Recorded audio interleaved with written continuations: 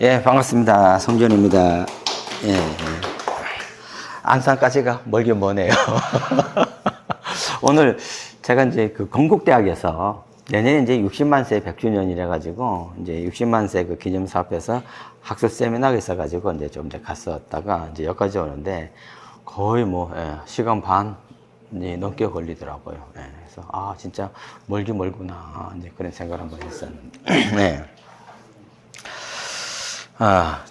제가 이제 어저께 사실은, 그 경기도청에서 경기도 지역과 관련된 건 한번 쭉 한번 제가 말씀을 드렸기 때문에 아마 어저께 오셨던 분들은 경기도 이제 동학이라든가 어떤 동학농혁명이 아마 거의 이제 한번, 기본적인 건 아마 어저께 좀, 말씀을 이제 드리지 않았나는 생각이 들고, 오늘은 경기도도 경기지만 동학이 이제 과연 어떤 것인가. 앞에서 이제 뭐 저기 이명진 선생도 이제 얘기를 했었었고, 나름대로 이제 동학과 관련된 여러 가지 이제 책이라든가 이런 걸 이제 보면서 많이 또 이제 새롭게 이제 인식을 할 텐데, 또 뭐 저는 저 나름대로 또 가지고 있는 동학에 대한 인식들이 이제 있어가지고 같이 또 한번 공유하는 것도 나름대로 의미가 있겠다 싶어가지고, 우리가 이제 동학혁명과 3.1운동, 민족운동이 이제 어떻게 연계돼 나가는가, 또 이렇게 천도교와 어떤 맥락을 가지고 나가는가를 이제 한번 쭉 같이 살펴보게 되면서 조금 더 크게 한번, 우리가 한번 그 역사를 한번 보면 좋지 않겠는가 해가지고, 동학혁명을 넘어서 3.1운동, 실제적으로 이제 민족운동으로 이제 이어지게 되는 과정까지 한번, 같이 이제 한번 공유를 한번 해보도록 하겠습니다. 뭐 자료집보다는 나중에 보니까 이런 건 조금 더 넣고 싶었다는 생각들이 있어가지고 몇 개를 더 추가시켰기 때문에 조금 이제 다르고요. 저는, 제 소개를 가끔씩 이제 할 때 제가 천도교 3대째를 하고 있습니다.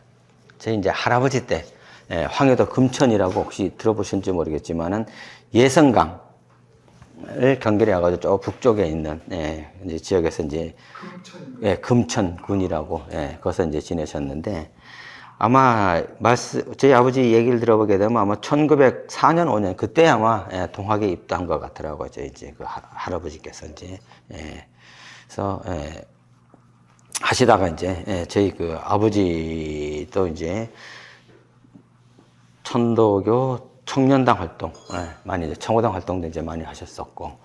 근데 이제 한국 전쟁 때 저희 아버지가 인민군으로 참전했습니다. 인민군으로 참전해가지고, 천도교 집안 이제 쭉 이제 해왔었는데, 집안이 저희가 이제 뭐 잘 사는 집안이 아닌데 아마 중소 지주쯤 됐던 것 같아요. 땅을 좀 이렇게 많이 갖고 있었는데, 제 아버지가 이제 그 삼형제 중에서 제일 막내인데, 이 밭이 많으니까 그 밭일을 하느라고 학교를 제대로 못 다녔다고 할 정도로 뭐 조금 이렇게 가지고 있었는데, 저희 이제 그 아버지의 그 첫 번째 큰 형이, 군 징집령이 내려왔습니다.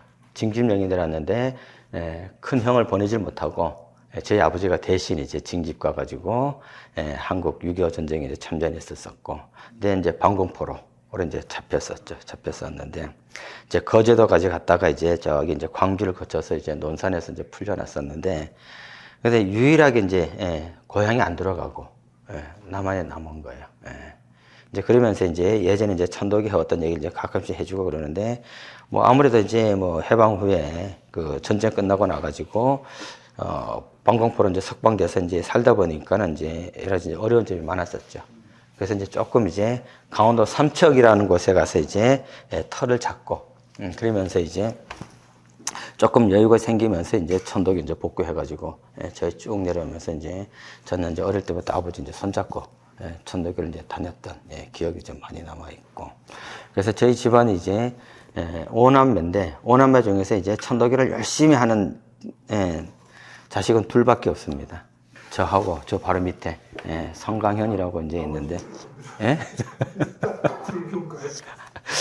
나머지는 뭐 기독교 쪽하고 또 결혼하니까는 또 이제 교회를 따라 나가고 이제 이제 그런 경우 좀 있어서 좀 그렇긴 한데, 이제 저하고 이제 동생하고 이제 천도교는 쭉 하고 같이 또 이제 역사를 같이 이제 공부하면서 이제 쭉 이제 하고 있습니다.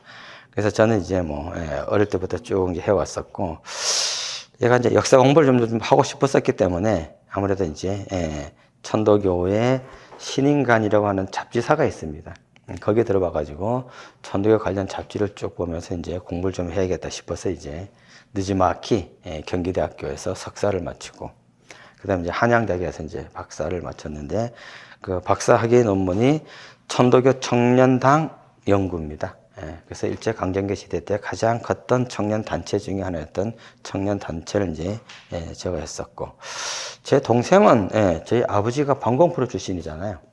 방공프로 출신이다 보니까는 아버지의 이야기를 중심으로 해가지고 천도교 방공프로 가지고 박사학위를 받았습니다. 그래서 야 작년보단 차남이 낫다 그런 생각을 했습니다. 그래서 이제 고향 이야기라든가 이런 것도 이제 쭉 해놓고 있어요. 나중이라도 이제 고향에 가게 되면은 여기가 이제 아버지가 살던 곳이었었구나를 이제 알 수가 있는. 그래서 장남이 차남한테 밀렸다. 제가 그 생각을 이제 가끔씩 이제 하고 있고 제 딸도 이제 천도교 관련 이제 공부를 이제 하고 있어가지고 사실 이제 저희 집안 이제 세 사람이 이 천도교 관련해서 연구를 이제 쭉 하고 있습니다. 그러다 보니까는 천도교 연구를 성취 셋이서 다 해먹는다고 가끔 이제 소리를 하는 사람이 없으니까 하는 사람이 없으니까.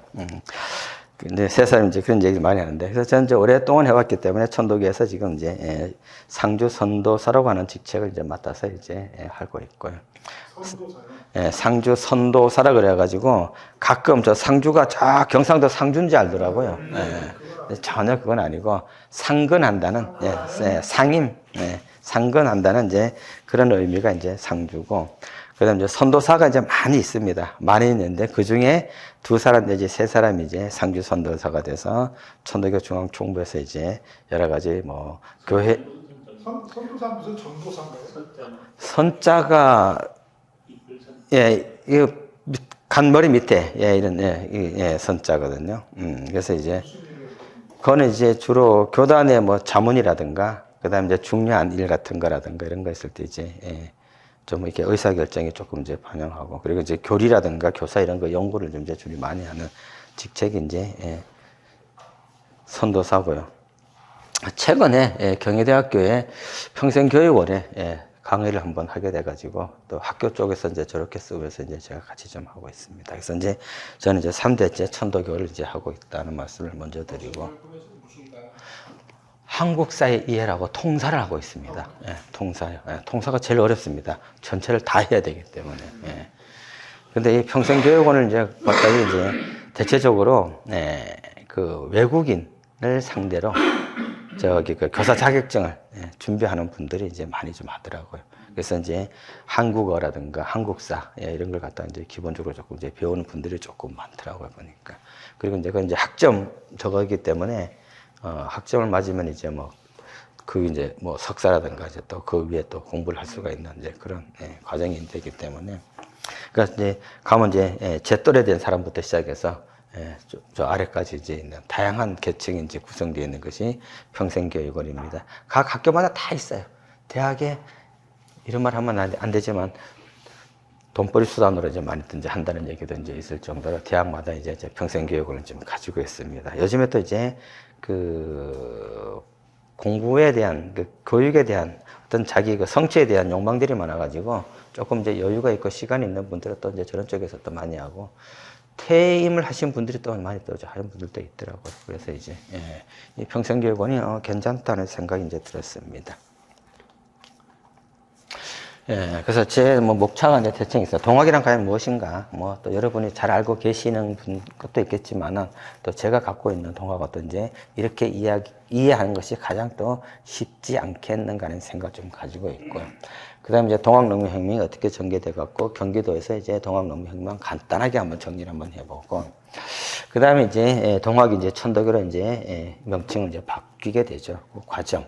그리고 또 이제 이후에 3.1운동과 그 다음에 천도교에서 민족운동을 이제 어떻게 전개해 나갔었는가 간단하게 설명하면서 진행을 해보도록 하겠습니다.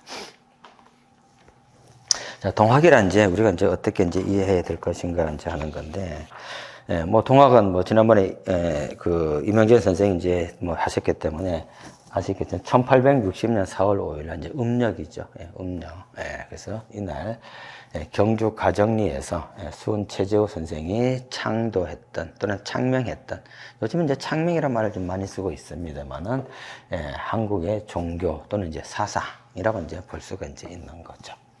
이제 동학의 이제 사상적 특성을 이제 보통 이제 뭐 연구하는 사람마다 다 각자 이렇게 나름대로 이제 정리를 하는데, 저는 한 이렇게 네 가지로 보는 게 가장 핵심적이지 않나 하는 생각이 들고 있습니다. 동학의 가장 기본적인 거는 뭐냐면은, 일단 시천주라는 거거든요. 근데 시천주라는 건 뭐냐 하게 되면 이제 오심직 여심이라 그래가지고, 오심과 여심이 같아 하는 거죠. 그래서 이제 여기서 오심은 누구냐 하게 되면은, 당시에 이제 그 수은 선생이 동학을 창명할 때 보게 되면 이제 상제라고 하게 되면 이제 이 상제가 오심이고, 여심은 이제 수은 체조라 볼 수가 있습니다. 그러니까 이제 하늘에 있는 상제와 수은이 사실은 동일하다고 하게 되는 그런 이제 가르침이라 볼 수가 있는 거죠. 그래서 뭐 기독교적으로 얘기한다면 신과 인간이 같다고 하게 되는 그런 이제 인식을 이제 깨달았다고 볼 수가 있죠. 그 전까지만 해도 하늘과 사람은 완전히 공경의 대상이었지, 이게 동일한 대상으로 전혀 인식을 안 했다 볼 수가 있거든요. 근데 이제 수은 선생은 동일한 인식을 이제 하게 되는 것이 오심직 여심이라 볼 수가 있겠고, 그 오심직 여심에서 나오는 것이 이제 시천주라고 하게 되는 거죠. 천주. 그러니까 천주가 누구나가 다 모시고 있다고 하게 되는. 그래서 당시 조선사의 신분제도가 어떻게 돼 있죠? 신분제도가 사농공상이죠. 왕도 있고요. 사실 보게 되면 5개 계층이라 볼 수가 있습니다. 근데 동학 입장에서 보게 되면 왕서부터 시작해서 맨 끝에 있는 천민까지, 천민까지가 누구나가 다 뭘 모시고 있다? 천주를 모시고 있다는 거죠. 그렇게 되면은 임금과 맨 밑에 천하게 받았던 천민도 같이 하늘을 모시고 있다는 하나의 가르침이 된다고 볼 수가 있는 거죠. 이러한 가르침 속에서 이제 전개되는 것이 동학의 핵심적인 내용이라 볼 수가 있겠고, 그래서 수은 선생은 동학을 깨닫고 나서, 가르침을 이제 받고 나서 가장 먼저 했던 것이 자기 집안에 있는 여자 두 몸종, 당시에 보게 되면 이제 뭐 나쁘게 쓰면 이제 노비라고 볼 수가 있겠지만은, 집에서 이제 몸종으로 부리고 있던 두 여성을 갖다가 신분을 해방시키고 있습니다. 근데 해방만 시키는 것이 아니라, 해방은 또 시킬 수가 있어요. 근데 해방만 시킨 것이 아니라, 두 여자 몸종을 한 사람은 자기 며느리로 삼았고요. 또 한 사람은 자기 수양딸로 삼았다 볼 수가 있습니다. 이거는 뭐 당시 사대부 쪽에서 본다면 거의 파격적인 일이라 볼 수가 있는 거죠. 그러니까 수은이었기 때문에 동학의 가르침을 갖다가 새롭게 인식했기 때문에 아마 그렇게 실천하지 않았었을까, 이렇게 이제 볼 수가 있습니다. 그러니까 뭐 그 신라시대 때도 보게 되면 노예제도를 비판하게 돼 있고, 그다음에 뭐 해방해야 되지 않느냐 하는 건 얘기가 있지만은, 실제적으로 실천하는 사례가 가족으로 맞아들인다는 거는 어렵다는 거죠. 그래서 갑오개혁 때 그 공노비들 이제 또 산노비들이 이제 해방되는 경우가 있었는데, 해방됐을 때 노비들이 나가서 독자적인 생활을 할 수가 없습니다. 왜냐하면 경제적 기반이 없기 때문에. 그래서 다시 그냥 노비로 그냥 사는 경우가 많다고 볼 수가 있거든요. 근데 그때 이제 이걸 가족으로서 끌어들였다는 것이 아마 수은 선생이 가지고 있는 동학의 핵심적인 실천 사례가 아니었었겠는가. 이런 것들이 사실 해월 선생이라든가 의암 선생이라든가 동학농민혁명 때까지 이어져 오게 되는 가장 실천적인 사례의 시초라고 볼 수가 있는 거죠. 그래서 이제 해월 선생 같은 경우도, 야, 스승님이 그랬는데 우리도 당연히 그렇게 해야 되지 않겠는가, 이러한 일화를 갖다 이제 만들어 놓는 사례가 이제 많이 있습니다. 그래서 이제 이런 것들이 이제 가장 시천주의 핵심이라 볼 수가 있겠고, 그 다음에 이제 이 시천주에서 누구나가 천주를 모시고 있기 때문에 이제 만민평등 사상을 이제 내세우게 되는 거죠. 근데 만민평등 사상은 해월 선생 때 와서 이제 많이 얘기를 하고 있습니다. 이제 수은 선생 때까지만 해도 시천주만 얘기했었지, 실제적으로 만민평등까지는 이야기 안 했었다고 볼 수가 있죠. 근데 이제 해월 선생 때 와가지고는 만민평등설이라 그래서 이제 이런 법설을 이제 하게 되면서 많은 차별받던 민중들이라든가 천민들이라든가 이런 분들이 동학을 좋아할 수밖에 없고 신앙적으로 가져가게 되고 동학농민혁명 때 목숨을 걸고 새로운 세상을 만들려고 하지 않았었겠는가 한다 본다면은 가장 핵심적인 것은 역시 이제 오심적 여심에서 시천주로 넘어가게 되는 것이 동학의 가장 기본적인 가르침이다 볼 수가 있습니다. 그러니까 저는 가르침이라는 용어를 많이 쓰고 싶어요. 이게 이제 뭐 여러 가지 사상이라든가 아니면은 뭐 정신이라든가 이런 말을 하고 있지만은 수훈의 가르침은 여기서부터 시작이 된다 볼 수가 있겠고. 자, 또 하나는 이제 후천개벽의 혁세사상이라고 보통 얘기 많이 하고 있습니다. 동학에서는. 그러니까 선천개벽과 후천개벽을 얘기하게 되는데, 선천개벽은 이미 이제 지구가 세상이 만들어졌던 것. 처음부터 만들어져가지고 지금 조선 500년까지 흘러왔던 걸 갖다가 선천사회라고 얘기하게 되는 거죠. 이 선천사회가 오랫동안 되어 왔는데 상당히 부패하고 여러 가지로 모순점이 많이 가지고 있었다는 거죠. 특히 이제 조선 말기에 오게 되면 이제 그런 것들이 일반적인 사회 현상이라고 볼 수가 있는 거죠. 그렇다 그러면 이제 차별받고 인간이 이제 어떤 그런 세상이었었는데 새로운 세상을 좀 만들어야 되지 않겠는가. 이게 이제 혁세 사상이라 볼 수가 있습니다. 그 혁세 사상을 만들어가는 과정 중에서 동학농민혁명이 저는 일어나지 않았었겠는가 이제 볼 수가 있는 거죠. 그래서 동학농민혁명에 참여했던 많은 분들이 과연 어떤 세상을 만들려고 했었던가, 누구나가 평등한 세상을 만들려고 했었었고, 또 이제 그 다음에 나오겠지만은 이 제국주의 침략이라든가 이런 걸 갖다가 또 반대하게 되는. 이러한 어떤 주체적인 어떤 민족이라든가 국가가 이끌어가게 되는 이런 단위적인 걸 이제 만들려고 하는 사회가 사실은 후천개벽에 여러 가지 포함되고 있는 혁세 사상이라 볼 수가 있습니다. 그 다음에 이제 세 번째가 이제 척의양의 이제 민족 주체 사상이라고 이제 볼 수가 있는데, 요 시기가 보통 이제 우리가 다른 말로 한다 그러면은 서세 동점의 시기라고 보통 얘기를 하게 되죠. 서양의 제국주의 세력들이, 자본주의 세력들이 이제 세계를 갖다가 이제 식민지 지배로 이제 만들어 나가게 되는 거죠. 그래서 아프리카, 아메리카 다 이제 만들고 나서 그다음 이제 동아시아도 보게 되면은 중동이 이제 가장 먼저 유럽의 식민지로 넘어가게 되죠. 그러면서 이제 점차적으로 동쪽으로 오게 되면서 어디가 식민지가 된다? 인도가 이제 식민지가 되고. 그 다음에 또 동쪽으로 오게 되면 인도 차이나 반도가 각 제국에서 이제 식민지가 되는 거죠. 마지막 남아있는 곳이 이제 우리가 아는 동아시아, 중국, 한국, 일본 이렇게 되는 거죠. 이게 되는 과정에서 이제 세 나라가 이제 서구 제국 세력에 어떻게 대응할 것인가 가지고 또 이제 서로 간에 이제 많은 이제 대응 논리가 있지만은 이러한 과정에서 이 일본도 이제 메이지 유신을 통해 가지고 제국주의 국가가 돼 나가고 하니까는 여기에 대한 이제 배척을 이제 하게 되는 거고, 이제 서양 제국 세력을 갖다 배척하게 되는 거죠. 이 단순히 서양 제국 세력을 배척하는 것이 아니라 침략하고자 하는 것에 대한 배척이라고 볼 수가 있습니다. 그래서 이제 동학 경전에도 보게 되면 동경대전에도 이제 그 서학에 대해서 이제 비판적인 인식을 많이 갖고 있죠. 뭐 이게 남의 땅을 빼앗아가지고 거기다가 이제 침략하지 않는데 해놓고는 막 침략해가지고 거기다 교회당을 세우고 이런 것들에 이제 비판을 하게 되고, 특히 이제 용담유사 보게 되게 되면은 일본에 대한 비판이 굉장히 크고 있습니다. 그러니까 용담유사에 보게 되면 그런 말이 있습니다. 임진왜란을 갖다가 이제 빗대갖고 하는 것이 이제 침략했던 걸 갖다가 그 일본을 갖다가 개 같은 외적놈이라 쓰고 있거든요. 그러니까 사실 종교 경전에 남의 민족을 이렇게 비판적으로 하는 게 쉽지가 않은데, 수훈 선생은 이 일본의 어떤 침략적인 근성이라든가 이런 걸 가지고 개 같은 내정놈이라고 지적을 해놓고 있습니다.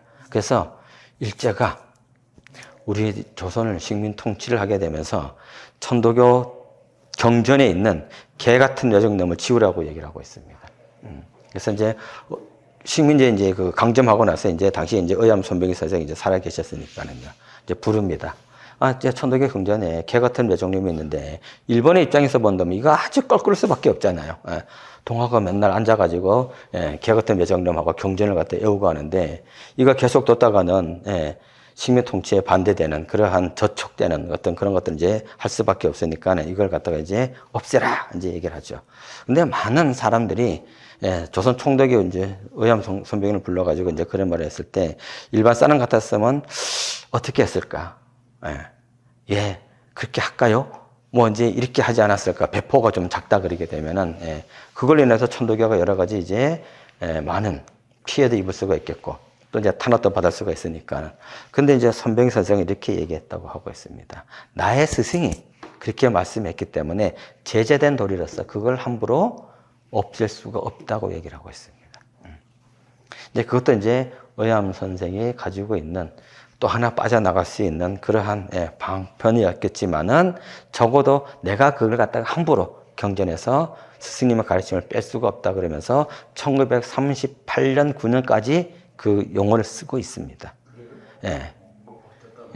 근데 전시 체제계가 들어오고 나서 조선 총독부에서 다시 부릅니다. 누굴 부르느냐? 최린 여암을 부르게 되죠. 여암. 당시 이제 천도교 신파의 가장 대표적인 이제 지도자였었으니까는요. 이제 그걸 얘기하게 되니까 이제 그땐 전시 체제였었고, 그래서 이제 천도교에서 이제 어떻게 하느냐? 공문을 보냅니다. 경전에 개 같은 외정놈 나는데 빨간 걸로 이렇게 지우시오. 경전을. 또 강조하는 거예요. 그 안 보이게 까만 걸로 이렇게 지우라고 이래서 그 지워진 경전들이 지금도 남아 있어요. 가끔씩. 그 공문도 남아 있습니다. 상징적인. 그럴 정도로 사실 일본 식민 지배 정책에서는 천도교에 대한 상당히 이제 경계심을 늘 이제 가지고 있었던 모습 볼 수가 있습니다. 이런 것들이 이제 결국은 이제 척의 양창의 운동에서 이제 배일 의식이 이제 강하게 드러났다 볼 수가 있겠고요. 어저께도 잠깐 말씀드렸는지 모르겠지만은 1894년 동학농민혁명이 이제 한창 진행되는 9월 11일 날 천안에서 일본인 6명이 학살되는 사건이 일어나고 있습니다. 그러니까 이 학살된 사건은 그냥 감정적인 것들이 이제 붙은 것, 단순한 이게 이제 우발적인 것이 아니라 당시 천도 교인들이, 동학 교인들이 가지고 있던 배일, 이런 의식들이 축적돼 있었다가 이런 것들이 이제 다리를 건너려고 하게 되는데 이제 동학 교인들하고 이제 일반 천하의 주민들이 다리 보수 공사를 했었어요. 근데 공사를 하는 중에서 이제 일본인 6명이서 이제 거길 지나가겠다고 하게 되니까는 당연히 공사가 끝났으니까는 못 지나가게 이제 막아버렸어요. 그랬더니 이제 일본 사람이 지팡이라든가 칼을 가지고 동학교인과 지역 주민들을 갖다 이제 위협을 했었습니다. 근데 한 사람이 칼에 상처가 났었어요. 그러니까 이제 동학했던 사람들이 이거 그냥 두면 안 되겠다 싶어가지고 안 그래도 지금 배일이라든가 반일 의식이 크고 있는데 야 처단하자. 그래가지고 3명이 그 자리에서 돌에 맞아서 죽고 3명이 도망가는데 기어코 쫓아가고 3명까지 다 살해를 하고 있습니다. 이 사건이 이제 일본에서는 굉장히 큰 사건이 이제 됐다 볼 수가 있는 거죠. 결국 이제 동학농민군을 진압하는 후비법영 19대들을 파병하게 되는 기본적인 요인이 됐다 볼 수가 있습니다. 그러니까 일본은 동학농민군을 진압하게 되는데 청일 이제 뭐 나중에 조금 나오지만은 청나라 군사가 이제 조선에 이제 청병을 하게 되잖아요. 청병하게 되는데 동학군을 진압해달라고 청병을 하거든요.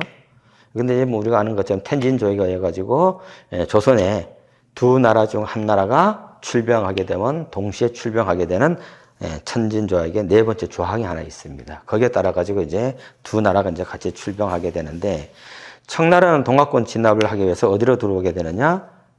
아산으로 들어오게 되죠. 일본은 어디로 들어오게 되느냐? 인천으로 들어옵니다. 동학군하고 전혀 관계가 없는. 근데 이제 인천으로 들어오게 되는 이제 이유가 있어요.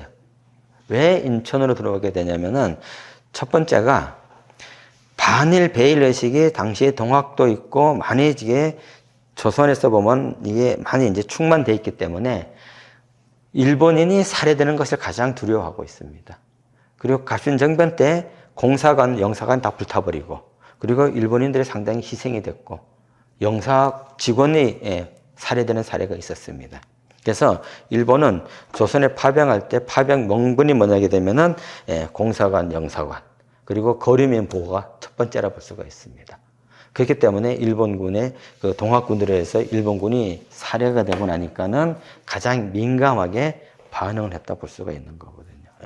그런 면에서 본다면은 이런 척의 양창의 운동에서 특히 이제 이 일본에 대한 인식들이 굉장히 컸다 볼 수가 있겠고, 그래서 우리 민족 주체가 어떻게 가져가야 될 것인가, 이제 그런 면에서 굉장히 중요한 의미를 가지고 있는 것이 바로 이 척의 양창의 민족 주체 사상이라고 볼 수가 있겠고요. 그 다음에 또 하나가 이제 유무상자의 상부상조 또는 이제 대동사상이라고 이제 볼 수가 있는데, 이건 있는 사람과 없는 사람끼리 같이 경제적으로 도와가면서 살자고 하는 얘기입니다. 조금 더 좋게 얘기하면 경제적 평등을 갖다가 조금 더 마련해 보려고 했던 그런 거라 볼 수가 있는 거죠.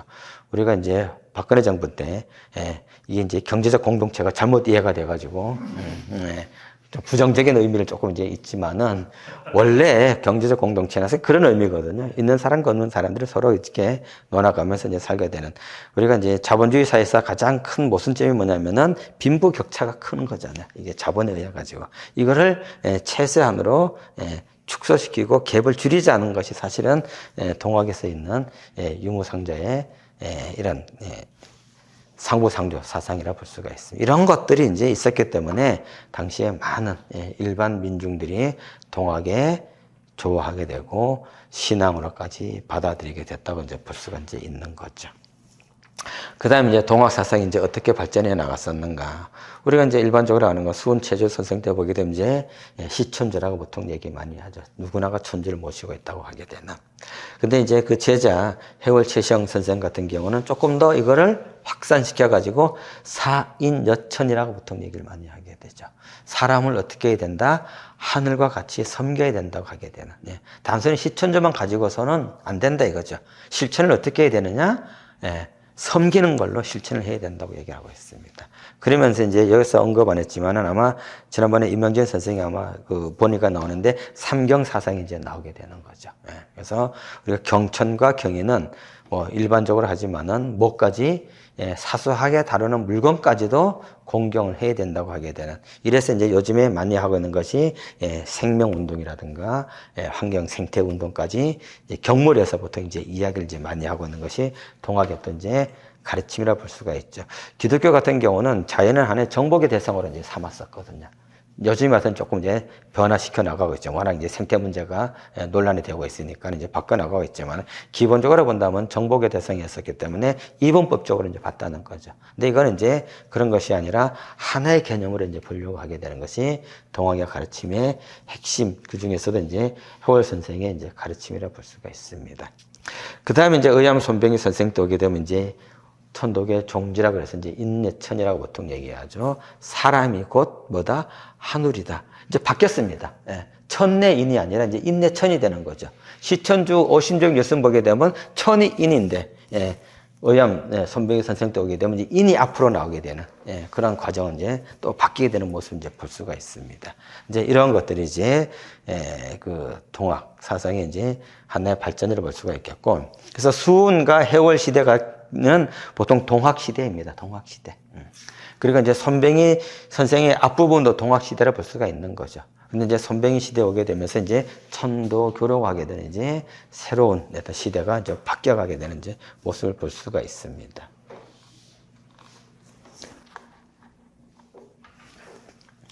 자, 그다음 이제 동학의 사회 운동을 이제 전개하게 되는데, 이제 동학에서 이제 천도교로 이제 바뀌게 되는 이제 과정이라 볼 수가 있습니다.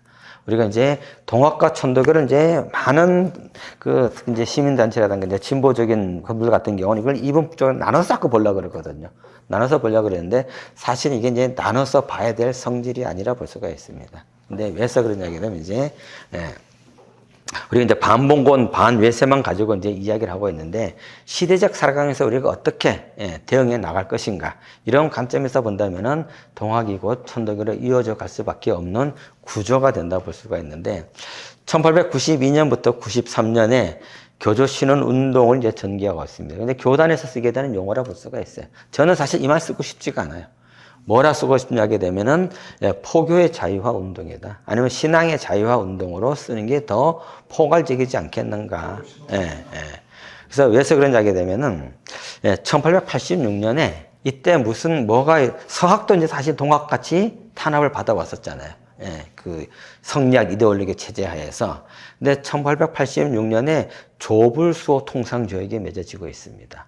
이 조불수호 통상에 맺어지게 되면서 사실 서학의 신앙이 자유로워졌다 볼 수가 있겠고요. 그리고 프랑스 신부들이 나가서 포교를 자유롭게 할 수 있는 시대가 됐었습니다. 그리고 1892년에 여기는 이제 교조 신운 운동, 포교 자유화 운동 또는 신앙의 자유화 운동인데 1892년에 뭐가 무슨 사건이 있냐? 사건이 아니죠. 사건이 아니라 하나 이제 일어나게 되는 것이 명동 성당 아시죠? 명동 성당 착공식이 있습니다. 이해가.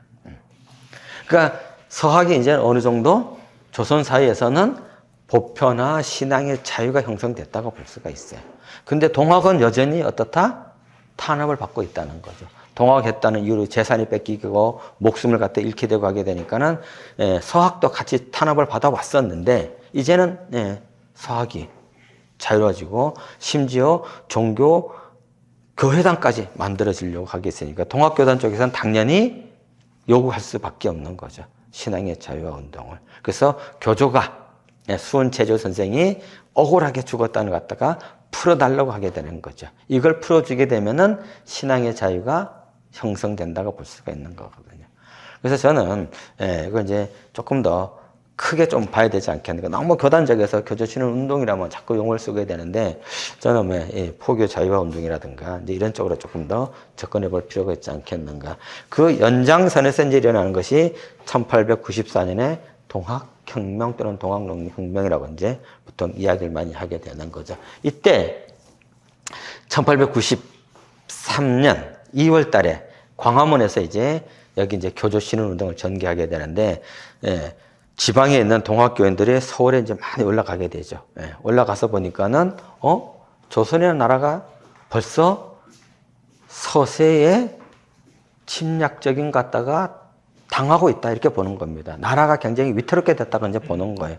그래서 이제 서학을 갖다 이제 배척하게 되고 그리고 이제 일본을 갖다 이제 배척하게 되는 것이 이제 이미 원래부터 갖고 있었던 거죠. 동학 경전을 통해서 이런 것이 가지고 있었는데 실제적으로 서울에 가봤더니 나라가 여전히 위험한 상태에 빠졌다. 특히 서학도 이제 들려와서 막 이제 믿게 되고 하게 되니까는 이제 그런 면에서 이제 서학을 갖다 배척하게 되고 일본이 와가지고 경제적으로 수탈하게 되니까 여기에 이제 배척하게 되는 괴설을 갖다 대접을 갖다 이제 붙이게 되는 거죠. 이름으로써 이제 반외세가 좀 더 또 내면화가 이제 되었다 볼 수가 있는 거죠. 이런 것들이 이제 1894년에 이제 호남에서부터 시작해서 전국적으로 확산되어 나가는 거라 볼 수가 있습니다. 그래서 이제 뭐 처음에는 1890, 뭐 뒤에 나오겠지만은 고부에서부터 시작해가지고 어디까지 가게 되느냐? 황해도까지 이제 가게 되는 거라고 이제 볼 수가 이제 있습니다. 그래서 이제 대사회화 운동을 이제 전개해 간다 볼 수가 있겠고요. 그 다음에 이제 1904년에 그러니까 동학농민혁명 때 해월 최시영 최고 책임자가 잡혀서 교수형 당하죠. 그 다음에 전봉준 잡혀서 교수형 당하죠. 그 다음에 손아중도 잡혀서 돌아가시게 되죠. 김계남도 그러니까 동학농민혁명 때 이끌었던 지도자들이 다 잡혀가고 있습니다. 근데 이제 유일하게 살아남은 분이 손병희 선생이에요. 근데 아마 손병희 선생까지 아마 돌아가셨다 그러면은 과연 동학이 어떻게 됐을까? 장담하기가 쉽지 않았다 볼 수가 있습니다. 그 당시 이제 최고 책임자로서 이끌어 갔었기 때문에. 근데 이 손병희 선생은 그 위기를 벗어나서 어디로 가게 되느냐? 일본으로 이제 망명을 하고 있습니다. 일본으로 망명해서 가보니까는 그동안에 조선에만 있었던 어떤 인식들. 근데 이때도 보게 되면은 1894년이 이제 그 독립협회라든가 그 이전에 독립협회라든가 이런 걸 통해 가지고 서구에 대한 여러 가지 문명들이 많이 들어오게 되고 거기에 대한 인식을 많이 갖고 있었어요. 그럼에도 불구하고 동학은 여전히 이제 반봉건 반외세적인 어떤 스탠스를 좀 취했다 볼 수가 있었습니다. 근데 이제 일본에 딱 갔더니 세상이 달라진 거예요.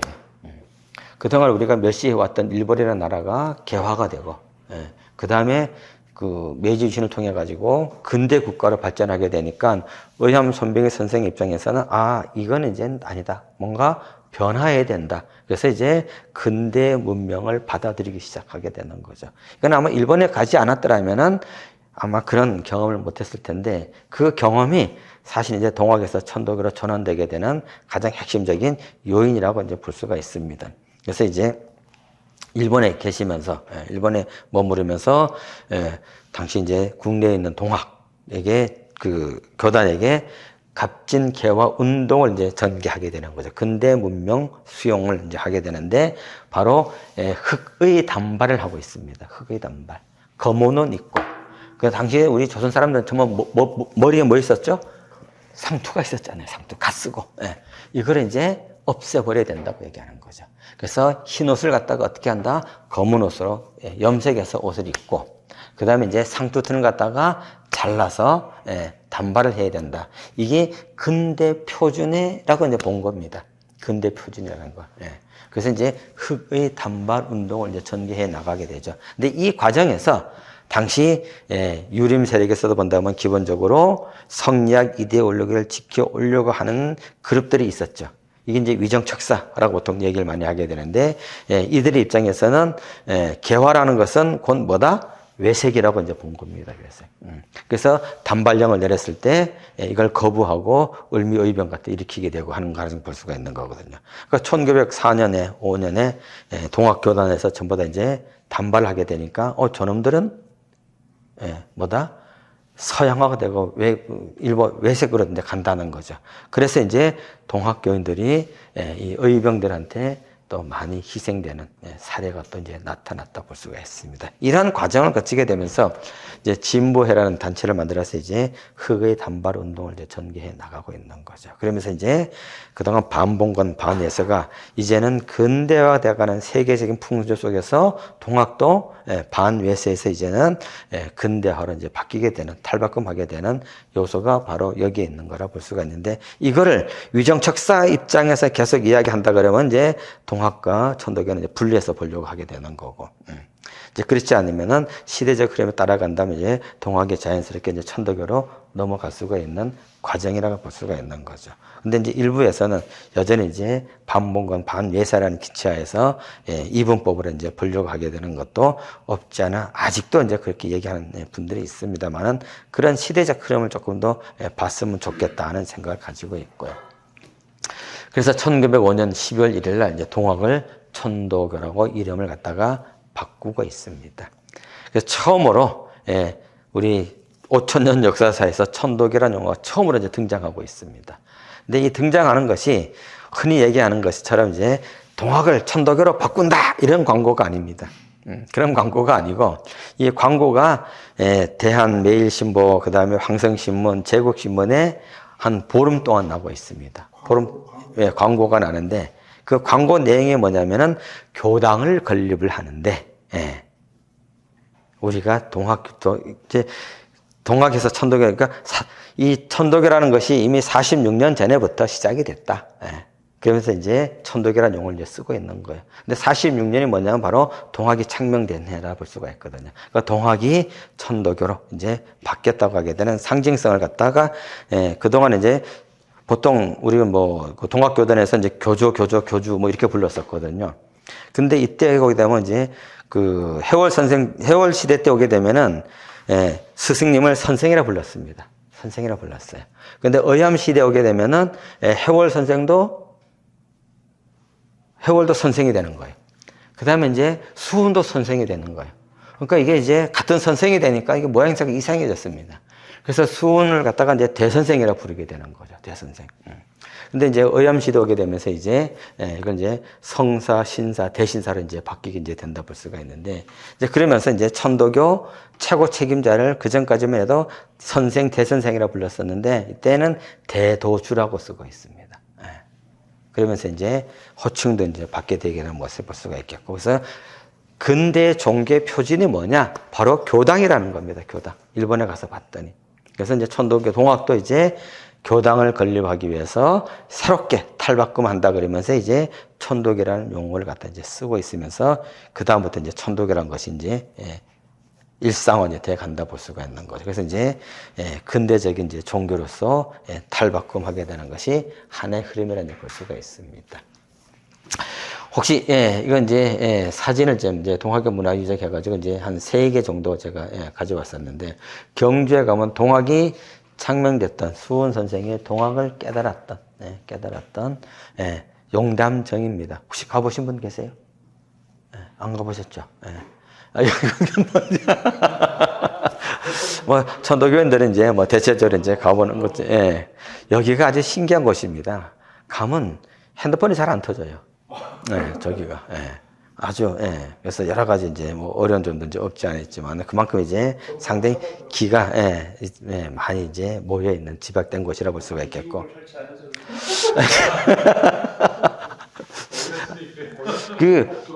그게 동네에서 멀리 떨어져 있지도 않아요. 예, 동네에서 멀리 떨어져 있지도 않은데, 예, 거기가 이제, 예, 핸드폰이 잘 안 터질 정도로, 그래서 그 풍수지리 하는 분들이 여기 오게 되면 상당히 예, 어떤 그런 뭔가 이렇게 예, 있는 느낌, 예, 기가 있는 예, 그런 느낌을 이제 많이 이제 이야기하고 있습니다. 그래서 한번 기회가 되시면은 예, 한번 가보시면은 예, 여기가 이제 수원 선생이 동학의 가르침을 예, 얻었던 곳이라 이제 볼 수가 있겠고요.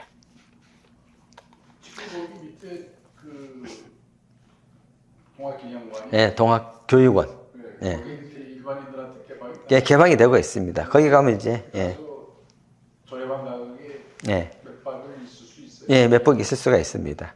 근데 이제 기본적으로 20명 이상 돼야, 예, 예, 그 이제 4명씩 들어가는 이제 방들이 있어가지고, 저게 이제 일종의 청소년 수련원 비슷한, 예, 예, 그런 것이기 때문에 가서 이제, 예, 식사를 해서 먹을 수도 있는, 예, 그렇게 이제 구조가 되어 있어요. 식당은 없습니다. 가서 이제 해 먹을 수도 있고, 이제 그런 예, 공간이라 볼 수가 있겠고요. 수능력 조짜가 예. 예, 한번 이렇게 가셔가지고, 뭐, 이렇게, 그, 수원 선생이 있었던 여러 가지 이제 뭐 태어난 것부터 시작해서 이제 돌아가셔서 무쳤던 태묘부터 시작해가지고, 예, 근데 뭐 한번 해월 선생이 이제 생가 태어났던 곳, 뭐 동사 이런 거 한번 이제 예, 둘러보시면 이제 괜찮습니다. 여기는 이제 예, 대구에 있는 달성공원에 있는 수원 선생 동상입니다, 동상.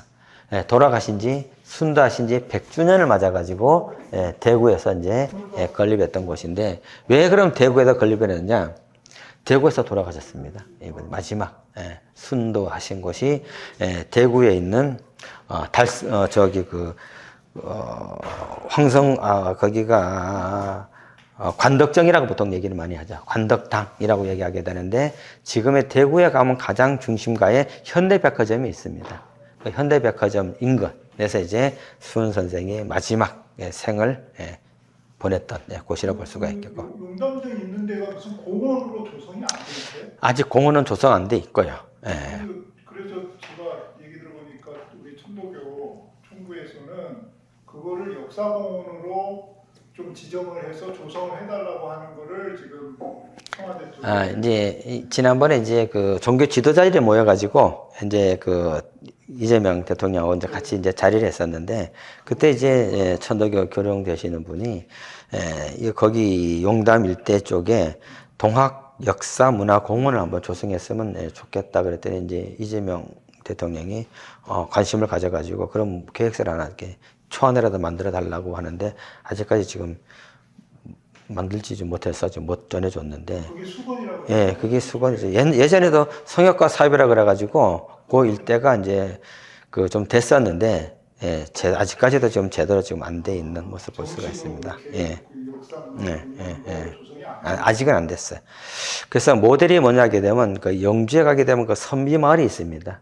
예, 선비마을을 모델로 해가지고 동학역사공원을 좀 더 마련한다 그러게 되면은 그 용담정 일대하고 그 다음에 이제 그 태어났던 생가 그리고 이제 유업이가 있는 그 일대 가정리 일대를 갖다가 이렇게 이제 역사공원 만들어서 산책로라든가 뭐 기념시설도 좀 만들고 이런 것들을 아마 조성을 한번 하면 예, 좋지 않겠는가 계획을 좀 가지고 있는데 예, 빨리 예, 우리 여기 해월 예, 있는데 예. 그쪽 전체를 우리도 동학 예, 역사 공원으로 예. 공원으로 경기도하고 이렇게 해보자 네. 하는 게 제가 예. 그것도 예, 좋죠. 예. 뭐 기독교 같은 경우는 뭐 워낙 많죠. 예, 예, 많고 천주교도 뭐 예, 순교타라 그래가지고 뭐 저기 서울에 가면 그 광화문에 가게 되면 거기도 순교타라 그래가지고 예, 역사공원식으로 만들어 놓고 했는데 예, 예, 천도교가 이제 일제 강점기 때는 300만 교도를 가지고 가장 예, 교세가 셌었는데 해방이 되고 나가지고 예, 천도교가 이제 상당히 교세가 이제 위축이 됐었는데 왜 위축이 됐냐면은 예, 분단이 됐잖아요. 분단이 됐는데 4분의 3의 천도교인들이 북한에 있었습니다. 4분의 1이 남쪽에 있었어요. 예. 그러다 보니까 이제 남쪽에 있는 교세가 확장하는 데 이제 한계를 가지고 있었었고, 그리고 또 이제 교단 내부에서 후계자 양성을 좀 더 적극적으로 했어야 되는데, 이제 그런 것들을 못해서 외적 내적 요인에 따라 가지고 천도교가 지금 위세가 좀 약해졌었지만은 일제 강점기 때는 좀 이제 가장 큰 종단이었었기 때문에 다양한 민족 운동을 또 전개할 수 있지 않았었을까, 이제 그런 생각을 한번 해보는데, 반성을 해야죠. 후학들이 반성을 해서 예전에 영광은 아니더라도 뭔가 조금 새로운 모습을 보여주고 사회 활동에 좀 더 적극적으로 좀 참여해야 되지 않겠는가, 저는 이제 그런 생각을 좀 가지고 있습니다. 교회에서. 그래서 이제 관덕정에서 이제 돌아가셨기 때문에 이제 지금 달성공원에 그 이제 수원 선생 동상이 이렇게 이제 있습니다. 그래서 대구에 가시게 되면은 수원 선생이 잡혀서 신분을 받았던 경주 경상 가명, 경상 가명이 있고, 그 다음에 감옥토가 있고, 그 다음에 이제 그 교수 그때는 교수형이 아니죠. 이제 그 칼로 목을 썼던 그 현장 관덕당이라고 하는 곳과 해서 이제 같이 이렇게 더 둘러보는 것도 뭐 괜찮습니다. 그 다음에 이제 여기는 광화문입니다. 광화문. 광화문인데 이 광화문은 왜 이 사진을 보여드리냐게 되면 1893년 2월달에 동학교인들이 아까 말씀드렸듯이 교조신운운동, 종교신앙을 갖다가 획득하기 위해 가지고 많은 사람이 모여서 시위했던 장소입니다. 시위했던 장소. 그러니까 우리나라 역사상에서 일반 민중이 처음으로 평화적 시위를 전개했던 것이 바로 동학교단입니다. 광화문 앞에서요. 그 이전까지 양반들이 가가지고 이렇게 상수하듯이 막 이렇게 그런 것들은 이제 있었지만은 많은 일반 민중들이 모여가가지고 여기서 시위를 했던 거는 동학교인이 이제 처음이라 볼 수가 있습니다. 이제 그런 것이 또 이제 상징적인 의미를 가지고 있다 볼 수가 있겠고, 그리고 해서 그 동학농민혁명 기념일을 만들고 나서 가장 먼저 첫 번째 기념식을 광화문 광장에서 했습니다. 그게 2011년인가요? 아마 그 기념일 만들어지고 나서, 기념일 만들어지고 나서 처음으로 이제 여기서 기념식을 이제 정부 주도로 이제 해서 당시 이제 국무총리가 와가지고 기념사도 하고 이제 그랬다. 19년에? 그런 역사적 것들을 생각하고 그렇게 하는 건가요? 그렇죠. 그냥 강화문. 강화문 한 게 아니고. 우리가 이걸 그렇죠. 강화문 복합상소 했던 걸 갖다가 의미를 부여하기 위해서 강화문에서 첫 동학혁명 기념일 국가 기념일로 만들어지고 나서 2019년인가요? 한번 확인해 보시죠. 애들이 더 빨라. 강화문이 상당히 그런 의미가 이제 있는 것입니다. 그래서 뭐 예전에는 여의도 광장에서 많이 모였었잖아요. 이제는 뭐 여의도 광장이 없어져 버렸으니까는 이제 주로 이제 뭐 광화문 광장이나 시청 광장에서 이제 많이 이제 모이고 있는데, 이 광화문 광장이 사실 이제 역사적으로 이제 그런 의미가 있는 또 곳이라 이제 볼 수가 이제 있습니다. 그래서 이제 광화문 이게 이게 아마 5년인가 아마 그때 모습입니다. 지금의 광화문 모습하고 많이 다르죠. 이게 해태상이라든가 이런 것들이 있었고. 19년 맞습니까? 그때 이제 11년은 저거 모양이구나. 명예 회복 만들어진 게 아마 2011년인가? 국가 기념일에 처음 만들어져 가지고. 우리가 사실은 강화문에 모여서 지금 시위를 시위하고 뭐 이렇게 하는 거에 원조가 동학교인들이 이제 했다고 보면은 됩니다.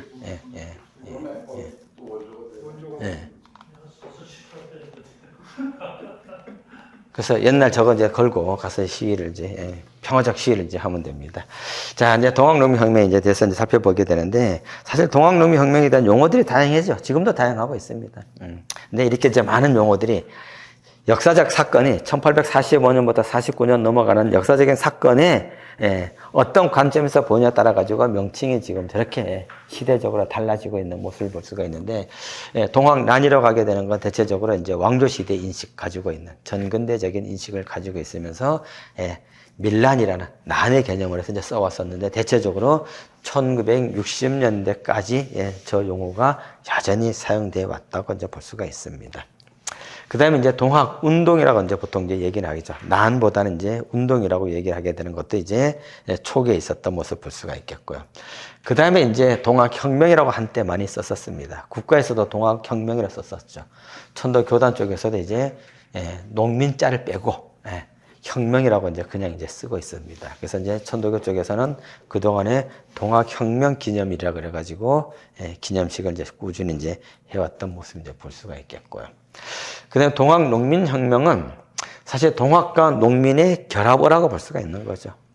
그러니까 그 동학농민혁명을 일으켰던 주된 계층이 농민들이었기 때문에 이 농민의 것과 그 다음에 이제 동학이라고 하게 되는 어떤 사상적 배경이라든가 조직이라든가 이런 것들이 같이 일어났던 것이 이제 혁명적인 성격을 가지고 있다. 원래 혁명하게 되면 새로운 뭔가 제도가 만들어지고 정부가 만들어지고 그래야 되는데 사실 그렇게까지 가지는 못했었죠. 전체적으로 본다면은.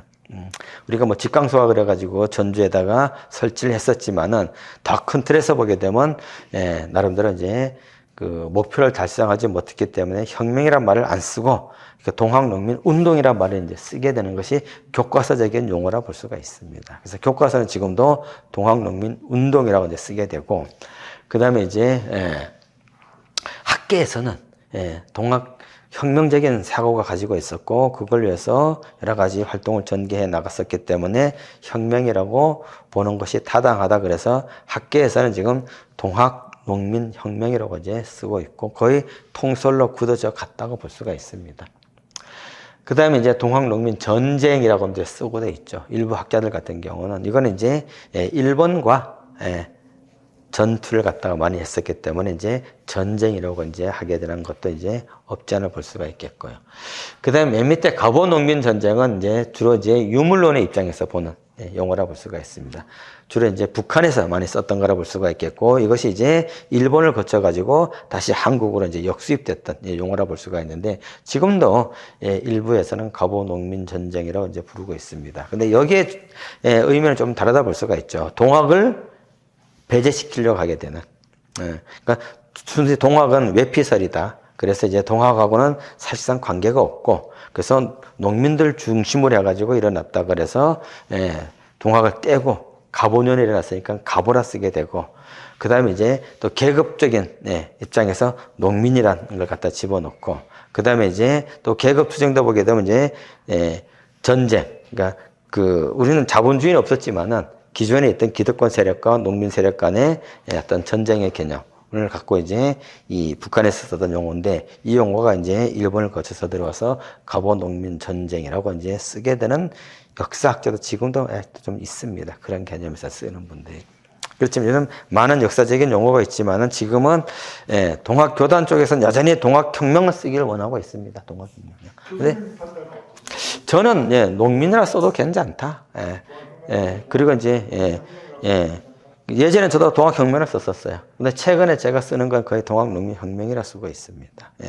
그러니까 뭐 동학농민혁명에 참여했던 분들이 그분들이 계급적인 투쟁 의식을 가지고 참여했던 건 아니죠. 나중에 이제 해석을 할 때 이제 계급적인 걸 갖다가 이제 역사학자들이 해석해서 그러지, 당시에 그분들은 계급적인 인식은 아니었다고 볼 수가 있거든요. 그거에 과거에 역사에서 대부분의 참여자들은 그걸 명확히 인식 안 했지만 그렇게 의미를 부여하는 거죠. 그렇지. 그 나중에 역사학자들이 그 의미를 부여하는 거예요. 의미. 어제 그 임명진 교수님 얘기는 이 농민만 참여한 게 아니고 그 선비들부터 해서 중산층까지 전부 근데 참여했기 때문에 농민으로 가는 거는 너무 좀 그런 거 아니야? 이런 말씀 아니시죠? 근데 90% 이상이 사실은 농민들이에요. 90% 이상이 농민이기 때문에, 그리고 일제 강점기 때도 천도교인들은 거의 80%가 농민들입니다. 농민들이에요. 그런 면에서 저는 그 농민을 계급적인 걸로 보지 말고 하나의 이제 당시에 어떤 그 삶의 모습, 그분들의 어떤 직업적인 어떤 당시 농민들이 가장 많이 구성했었고 전체 동학농민혁명에 참여했던 대부분이 90% 이상이 농민들이거든요. 어민들도 있었습니다. 바닷가에 있는 분들. 그분들은 이제 어부들이고 산에 있는 산포수들도 있었죠. 근데 그분들이 주축 세력은 아니거든요. 이제 그러면서 본다면은 사실은 저는 굳이 뭐 아주 뭐 농민자를 빼야 된다 그렇게 생각은 하지 않고 있습니다. 그래서 저는 이제 그리고 또 국가 기념일도 동학농민혁명이라고 지금 돼 있으니까 그걸 이제 교단에서도 조금 더 그거 가지고 일반 역사학자들과 사회단체가 굳이 갈등을 갖고 필요가 없잖아요. 천도교단 쪽에서. 그걸 이제 넓게 조금 더 생각하는 것이 교단 입장에서도 본다면 좋지 않겠는가라는 생각을 가지고 있습니다. 굳이. 근데 모르겠습니다. 이명재 선생은 어저께도 이제 그런 얘기를 하고 있지만은 저하고는 조금 더 이제 그러면서 좀 생각이 조금 이제 다르다고 이제 볼 수가 이제 있겠고요. 자, 이런 것들이 이제 명칭에 대한 여러 가지 이제 그래서 지금은 동학농민혁명이 국가적인 명칭이 됐었기 때문에 이게 이제 일반적으로 이제 쓰여져 가고 있다 볼 수가 있는 거죠. 자, 그럼 이제 동학농민혁명이 이제 전개하는데 가장 많이 상징적인 것이 바로 이거죠. 다 아시죠? 사발통문이라고 하게 되는 그래서 이제 밥그릇처럼 이렇게 이제 해가지고 주모자가 누군지 모르게 해가지고 이제 20명의 이제 명단이 이제 들어가 있는 거라 볼 수가 있습니다.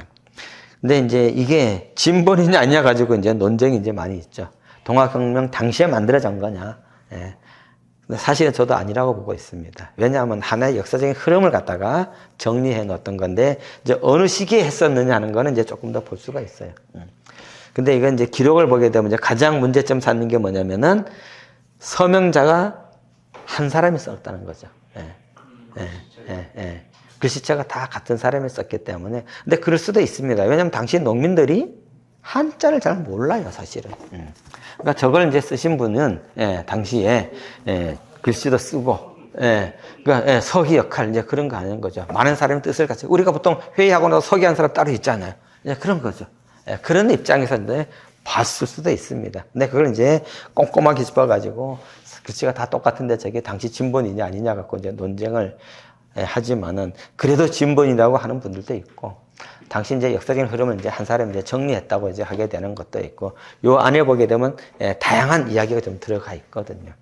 근데 이제 흥미로운 거는 고부 봉기냐 기포냐 가지고 또 많이 또 얘기를 많이 하고 있습니다. 왜냐하면 고부 때에서 일어났던 1894년 1월 10일 날 이 사건은 동학이 중심이냐 농민이 중심이냐는 거예요. 근데 사실 20명의 서명자 중에서 동학농민혁명 때 돌아가신 분이 10분입니다. 10분. 전봉준을 비롯해서 10분이 돌아가시고 살아남은 분이 10분입니다. 근데 살아남은 10분을 제가 추적을 해봤어요. 추적을 해봤는데 확인이 되는 사람이 8명이 다 천도교를 했습니다. 그렇다면은 여기에 있는 20명은 전부 다 동학교인이라고 볼 수가 있는 거죠. 그러니까 이제 이 고부기포는 주로 동학교인들이 주도적으로 했었고 거기에 일반 농민도 같이 참여했다고 볼 수가 있습니다. 당시 그 정봉준 접주였던 건 사실이에요? 접주는 사실이고요. 신문 조서에서도 접주가 누가 임명했느냐 법헌이 했다고 얘기를 하거든요. 그 법헌이 누구냐? 해월 선생이거든요. 해월 선생의 다른 명칭이 법헌입니다. 법헌. 그래서 전봉준도 누구로부터 임명받았느냐? 해월로부터 임명받았다고 분명히 얘기를 하고 있고 이분이 거기에서 보게 되면은 여러 가지 이제 많은 그 신문 조서 과정에서 보게 되면은 유김이라고 하는 걸 갖다가 정확하게 답변을 하고 있습니다. 이 유김은 동학교도가 아니면은 알 수가 없어요. 동학의 기본적인 당시 조직이었었기 때문에. 근데 이걸 6가지를 그대로 얘기를 하고 있습니다. 그러면서 본다면은 동학교인이 확실하다 볼 수가 있겠고 그리고 또 살아있던 분 중에서 확인됐던 분들이 대체적으로 동학교인으로서 당시 고부 천도교 고부 종료원이라고 있습니다. 고부교구에 소속돼서 활동했었었고 그 다음에 거기 교구장이라든가 중요한 임무들을 다 맡고 있거든요. 그러면서 본다면은 사발통문에 서명했던 20분은 동학교인이라 볼 수가 있겠고, 여기에 보게 되면 이제 뭐 직강이라는 용어도 나오게 되는데, 이 직강을 어떻게 봐야 될 것인가, 당시에 이제 이장으로 봐야 될 것인가, 동학에서 조직을 맡고 있는 유김 중에 하나가 직강이거든요. 그걸로 봐야 될 것인가, 이것도 이제 해석이 다양하고 있지만은 전체적인 흐름에서 본다면은 동학과 관련된 밀접한 그걸 볼 수가 있는 거죠. 그래서 여기에 보게 되면 이제 4대 강령이라고 있습니다. 1111 해서 뭐 고보성을 격파하고 뭐 조병갑을 갖다 효수할 것 뭐 이런 것들 해서 맨 끝에 보게 되면 이제 전주성을 함락하고 경사로 직향하사 이렇게 나오거든요.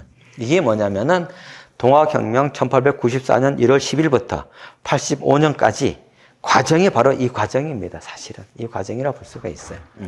근데 이제 저걸 갖고 이제 자꾸 이제 다르게 해석하고 있지만은 이 과정이 하나로 압축되어 있는 게 사발통문의 내용이라 볼 수가 있겠고, 이 목표를 위해서 사실은 그 일련의 과정이 이어져 갔다고 이제 볼 수가 있습니다. 이제 그러면서 본다면은 이 사발통문은 굉장히 중요한 의미가 있었고, 어제도 이제 그런 말씀이 좀 있었었죠. 동학농민혁명 세계 기록 유산에 사발통문이 넣어 들어갔습니다. 들어갔어요. 동경대전과 용동조선을 뺐어요. 이것도 사실 뺄라 그랬어요. 왜냐하면은 1894년 3월부터 기념재단에서는 동학농민혁명이라 보고, 그 앞에 거는 고보는 밀란이라 보는 입장이거든요. 근데 우리가 동학농명을 이해할 때는 여기서부터 이해가 쭉 돼야 된다는 거죠. 돼야 되는 거고. 그럼에도 불구하고 지금 그 특별법, 명예회복위원 그 특별법을 보게 되면 1994년 3월부터로 되어 있습니다.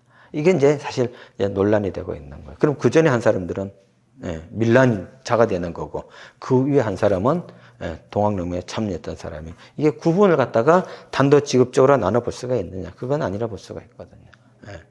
이제 그런 면에서 이 동학농민혁명은 어디서부터 시작됐었느냐? 사발통문에서부터 시작이 됐다고 볼 수가 있습니다. 자, 그래서 이제 동학농민혁명이 이제 이렇게 전개되어 가는 거죠. 1894년 1월 10일 고보에서 이제 기포되고, 그 다음에 이제 3월 20일 이제 무장에서 다시 이제 기포를 하게 되죠. 그 다음에 이제 백산에서 3월 26일 날 대회를 하게 되면서 이제 혁명군으로서 위상을 갖추게 되는데, 이때 와서야 전봉준이 동도대장이 되고 있습니다. 이때는 주로 이제 호남 지역을 중심으로 해서 동학군들이 모여가지고 대회를 했다 볼 수가 있겠고, 동도대장으로서 이제 추대가 이제 되고 있는 모습 볼 수가 있겠고요. 그 다음에 이제 황토현에 가서 이제 관군과 전투를 해서 승리를 하고 있습니다. 요 전투에서 파견됐던 관군은 지방관입니다. 지방관. 그러니까 전주에서 파견했던, 전주 감영에서 파견했던 지방관과 싸워갖고 동학군이 이제 승리를 하게 되고, 그 다음에 4월 23일 날 장성 황룡천에서 동학군들이 다시 이깁니다. 이거는 중앙정부에서 파견한 관군입니다. 그러니까 지방관과 그 다음에 정부에서 파견했던 관군까지 동학군이 승리하게 되니까 전투에서 조선 정부에서는 이제 비상이 걸린 거예요. 야, 관군으로서는 더 이상 동학군을 갖다가 진압할 수가 없겠구나. 그럼 우리가 어떻게 해야 되느냐?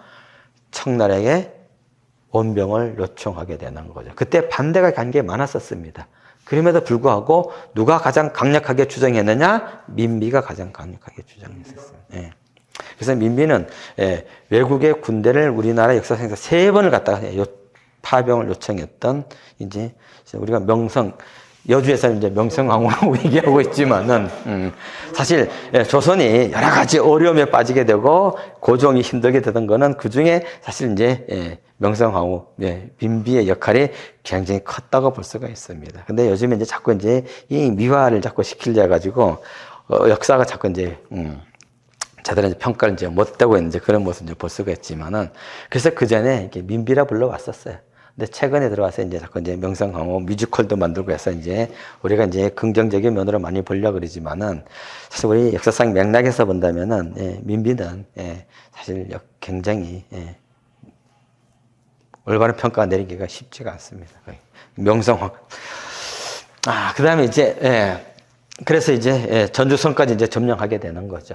그래서 전주가 조선 그 왕조에서 보게 되면 굉장히 중요한 곳이잖아요. 전주가 사실은 가장 중요한 이씨, 그러니까 우리 이씨 조선을 막 쓰면 안 되는 거죠. 사실 전주 이씨에 이제 그 본이 나온 데가 바로 전주이기 때문에 거기 경기전이 있었고, 거기에 이제 조상의 이제 여러 가지 영정을 모시고 있었는데, 동학군을 해가지고 어디로 갔죠? 저 위봉산성으로 이제 쫓겨가게 되는 거죠.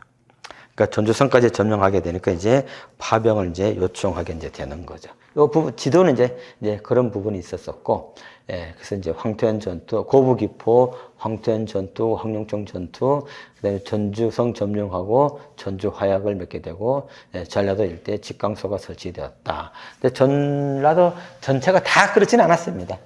나주가 못했어요. 나주. 그리고 운봉이 직강소가 없었고 나머지는 다 있었습니다. 여기 이제 민족열이라고 하는 나주 부사가 완강하게 이제 저항을 했었죠. 전봉준하고 담판까지 했음에도 결렬이 되고, 동학군들이 결국 나주성을 점령하려고 했었지만은 성공하지 못했어. 그래서 직강소가 설치 못했던 곳이 이제 나주라 볼 수가 있습니다. 그 다음에 이제, 조선 정부에서 청나라를, 파병을 요청하게 되니까 청군은 동학군을 진압하기 위해서 아산으로 오게 되는 거죠. 왜 아산이냐? 이 군사가 해변으로 들어오게 되니까는 이 썰물 밀물 갖다가 이제 하면서부터 어디로 인천 상륙작전도 실패할 수밖에 없는 건데 성공했거든요. 원래 인천 상륙작전은 성공하는 것이 전체 한 5%밖에 확률이 없었다고 얘기를 하고 있습니다. 그럼에도 불구하고 인천으로 들어왔거든요. 청군도 민물, 썰물 다 계산해가지고 가장 안전하게 들어올 곳이 어디냐? 바로 아산만으로 봤습니다. 그래서 이제 아산만으로 이제 들어오게 되는데, 이건 동학군을 진압하기 위해서. 근데 일본군은 아까 말씀드렸듯이 어디로?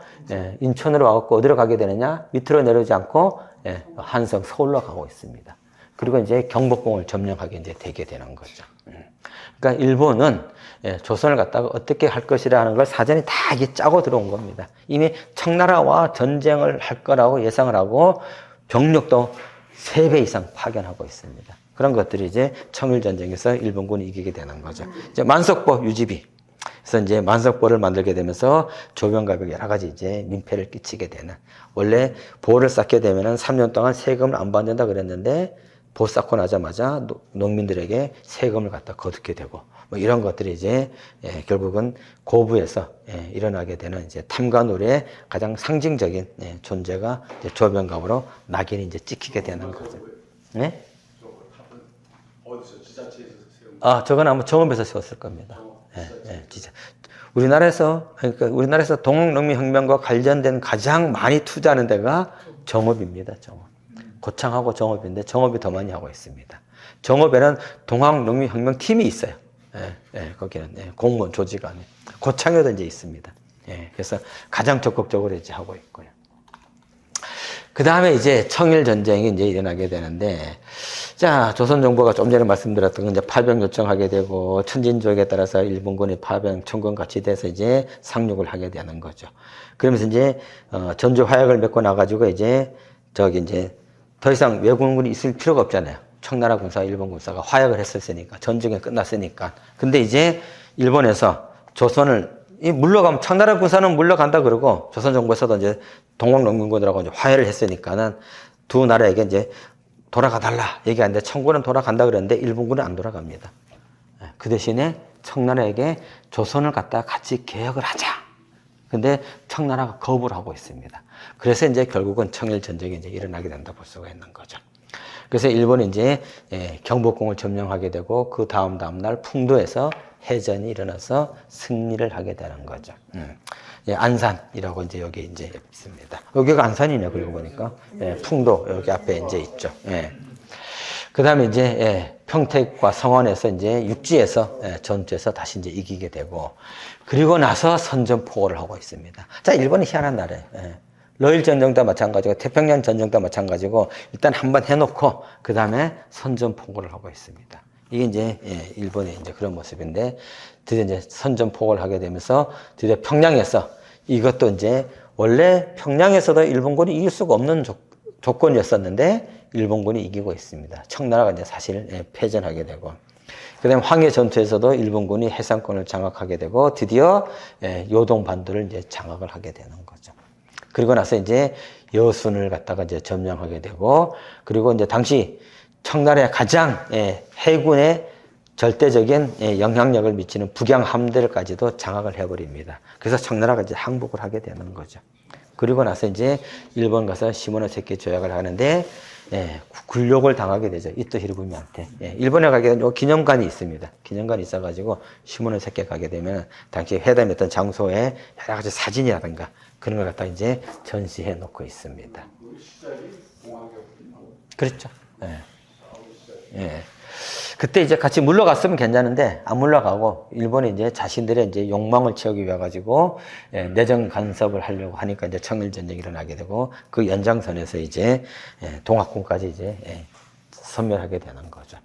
이제 2차 동학농민혁명 보통 이제 반외사라고 보통 얘기 많이 하게 되는 거죠. 그래서 9월 13일 날은 주로 이제 호남 지역의 동학군들 일반적으로 이제 남재배라고 보통 얘기하게 되고 전봉준이 이끄는 동학군. 그 다음에 이제 9월 18일 날 경기 충청 지역의 동학군들이 청산에서 이제 기포를 하고 있습니다. 이제 해월 선생의 총동원령이 내리게 되고, 전투병을 이끌고 가는 최고 대장이 바로 이제 손병희 선생이 되는 거죠. 그래서 통령이라고 그러고 이제, 하고 있습니다. 근데, 두 부대가 서로 연락을 해가지고 어디로 가게 되냐? 논산 초포에서 연합전선이 형성된다 볼 수가 있습니다. 그래서 호남 지역의 동학군과 그 다음에 호서 지역의 동학군, 경기도 지역에 어제도 말씀드렸듯이 여주라든가 광주라든가 이 일대에서 기포했던 동학군들이 공주 우금치까지 이제 가게 되는 거죠. 그래서 여기서 지부를 구성하게 되는데 나이가 교단에서 보게 되면 손병희가 더 위였었지만은 나이는 전봉준이 더 많았습니다. 근데 우리 동양에서는 뭘로 따져요? 나이로 따지잖아요. 연장자로. 그래서 전봉준이 이제 대장이 되는 거죠. 그리고 또 이제 대장이 되면서 실제적으로 이제 따로따로 사실 놀아요. 전투하게 되면 호서 지역 동학군들 북쪽은 북쪽대로 나가서 전투하게 되고 남쪽은 남쪽대로 전투하면서 서로 연락하게 되면서 이제 전투를 이제 치르게 되는데 왜냐하면 지휘를 갖다가 조금 더 자유롭게 할 수밖에 없는 구조기 때문에 그러죠. 근데 우리가 알고 있는 것처럼 공주에서 2인 전투, 효포 전투, 우금치 전투에서 이제 동학농민군들이 이제 무기의 열세여 가지고 이제 패배를 하게 되는 거죠. 그것이 논산 황하대 전투, 그 다음에 원평 전투, 신태인 성황산 전투까지 하게 되는데 결국은 동학농민군들이 대체적으로 이제 승리를 못하게 되고 있습니다. 그러면서 이제 결국은 동학농민군을 이제 해산을 하게 되는 거죠. 전봉준 부대가 좀 일찍 해산하고 있습니다. 정읍에서 이제 해산하게 되고 손병희 선생이 이끄는 부대는 이제 계속 이제 북상하게 되면서 일본군하고 관군하고 전투를 계속하고 있어요. 그리고 나중에서 이제 음성의 대잔이라고 하는 곳에서 이제 최종적으로 손병희 선생이 이끄는 동학군들이 해산된다 볼 수가 있습니다. 그래서 전봉준은 이제 체포돼서 저기 그 서울에서 결국 이제 처형 당한다고 볼 수가 있겠고 지금 그래서 서울에 가게 되면은 전봉준 동상에 이렇게 이제 앉아서 있는 이제 모습이 종로 일가에 있습니다. 그다음에 이제 의암 손병희 선생이 이제 일본에 이제 망명을 하게 되는 거죠. 뭔가 쉽게 망명의 성격이에요, 아니면 유학의 성격이에요, 아니면 뭐 은거의 성격도? 망명입니다. 정식으로 제출을 그 망명이란 것은 그 정부에서 받아들이냐 안 받아들이냐 관계없이 정치적인 탄압에 의해서 다른 나라 나가는 건 망명이라고 해요. 도피, 그쵸, 일제 도피인데, 그러니까 계속 잡아오니까는, 일본으로 가게 되는 거는 기본적으로 망명으로 보는 것이 더 타당성이 있지 않겠는가. 왜냐하면 일본에 가서 나라들은 이제 계속 정치적 활동을 해 나가고 있고 도피를 한다 그러면 이제 거기서 아무것도 하지 말아야 되거든요. 근데 이번에 가서 나름대로 일본과 여러 가지 이제 활동을 하게 되고 그다음에 개업파들하고 같이 모여가지고 사실상 또 우두머리 역할을 또 하고 있거든요. 박용영하고도 만나가지고 박용영 혼내주고 뭐 이제 그런 일화들이 좀 있습니다. 이제 이런 것들이 이제 2차 우리가 많이 알고 있는 동학농민혁명 관계에서 쭉 활동했던 우금치, 그 다음에 이제 전봉준 체포되고, 그 다음에 이제 대둔산 전투가 일반적으로 이제 어저께 말씀드렸는데 남쪽에서 최후의 전투로 이제 많이 알려져 있는데 어저께 그 우리가 1월 17일 날 있었던 그 전투를 조금 더 한번 조사하고 확인된다면은 오히려 그게 남쪽에서 최후의 전투가 아니었었겠는가를 이제 또 한번 새롭게 조명을 한번 해볼 수가 있지 않겠는가 이제 생각이 되고 있습니다. 그때 말씀하신 건 전투가 경기도에서 그래서 그걸 한번 조명할 좀 필요가 좀 있지 않겠는가 하는 생각이 들고 이번 이제 공주에 가보신 분 혹시 계실지 모르겠습니다. 동학혁명군 위령탑입니다. 위령탑. 혹시 가보신 분 계세요? 우금치. 예. 다 가봤어요. 아, 다 가보셨, 용담도 가보고. 근데 이 우금치 저 동학혁명 위령탑이 박정희 정권 때 세워졌거든요. 예, 그래서 저게 이제 정권이 이제 박정희 정권 끝나고 나서 이제 민주화가 되면서 박정희라고 하는 이름 쪽에 이제 막 쪼개서 이렇게 막 이렇게 훼손시켜 놓고 이제 그런 것이 지금도 이제 남아 있습니다. 아니 그 천주교 교당을 박정희가 지어줬죠. 수- 수은행을 박정희가 지어줬다는데요. 박정희 대통령이 지원을 많이 해줬죠. 경제 지원을. 예, 예. 그래서 이제 지원을 많이 해줬어요. 예.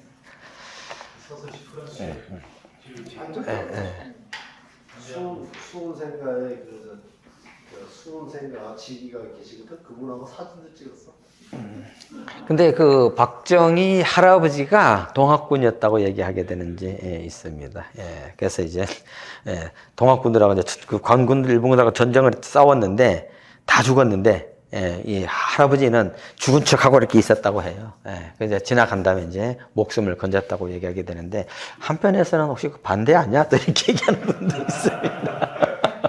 근데 이제 일반적으로 알려지기는 이제 묘비가 있거든요. 그 할아버지 묘비에 보게 되면 동학군으로 참여했다가 살아남아서 이제 했다는 기록이 이제 나와 있는데 거기에 대해서 이제 반론을 제기하는 사람들이 이제 좀 있습니다. 요거는 이제 또 한번 설명을 한번 드리고요. 요건 이제 재작년인가요? SBS 드라마로 만들어졌던 독두꽃 전봉준을 이제 중심으로 해서 만들어졌던 이정탑 밑에는 무슨 공학 뭐 기념관인가 그게 있던데요. 거기에 이제 공주시에서 홍보하기 위한 조그마한 이제 기념관을 이제 하나 만들어 놨습니다. 예전에 없었는데, 그게 아마 2, 3년 전인가 이제 만들어 놔가지고, 가게 되면 이제 공주하고 이제 여러 가지 이제 이야기를 좀 볼 수가 있는. 예전에 그것도 없었습니다. 없었는데. 그리고 이제 이 전봉준 동학을 가지고 드라마를 만든 거는 처음이었어요. 이게 아마 7부작인가 8부작인가 있었는데, 그 전에 이제 뭐 다큐식으로 해가지고 간단하게 하는 것들이 있었는데, 이렇게 드라마를 해가지고 했던 거는 아마 처음이었다 볼 수가 있겠고, 어떤 그 새로운 개혁이라든가 이런 걸 주장한다면은 전봉준을 중심으로 해서 드라마를 이렇게 하면 좋을 텐데, 정도전은 가끔 잘해요. 정도전은.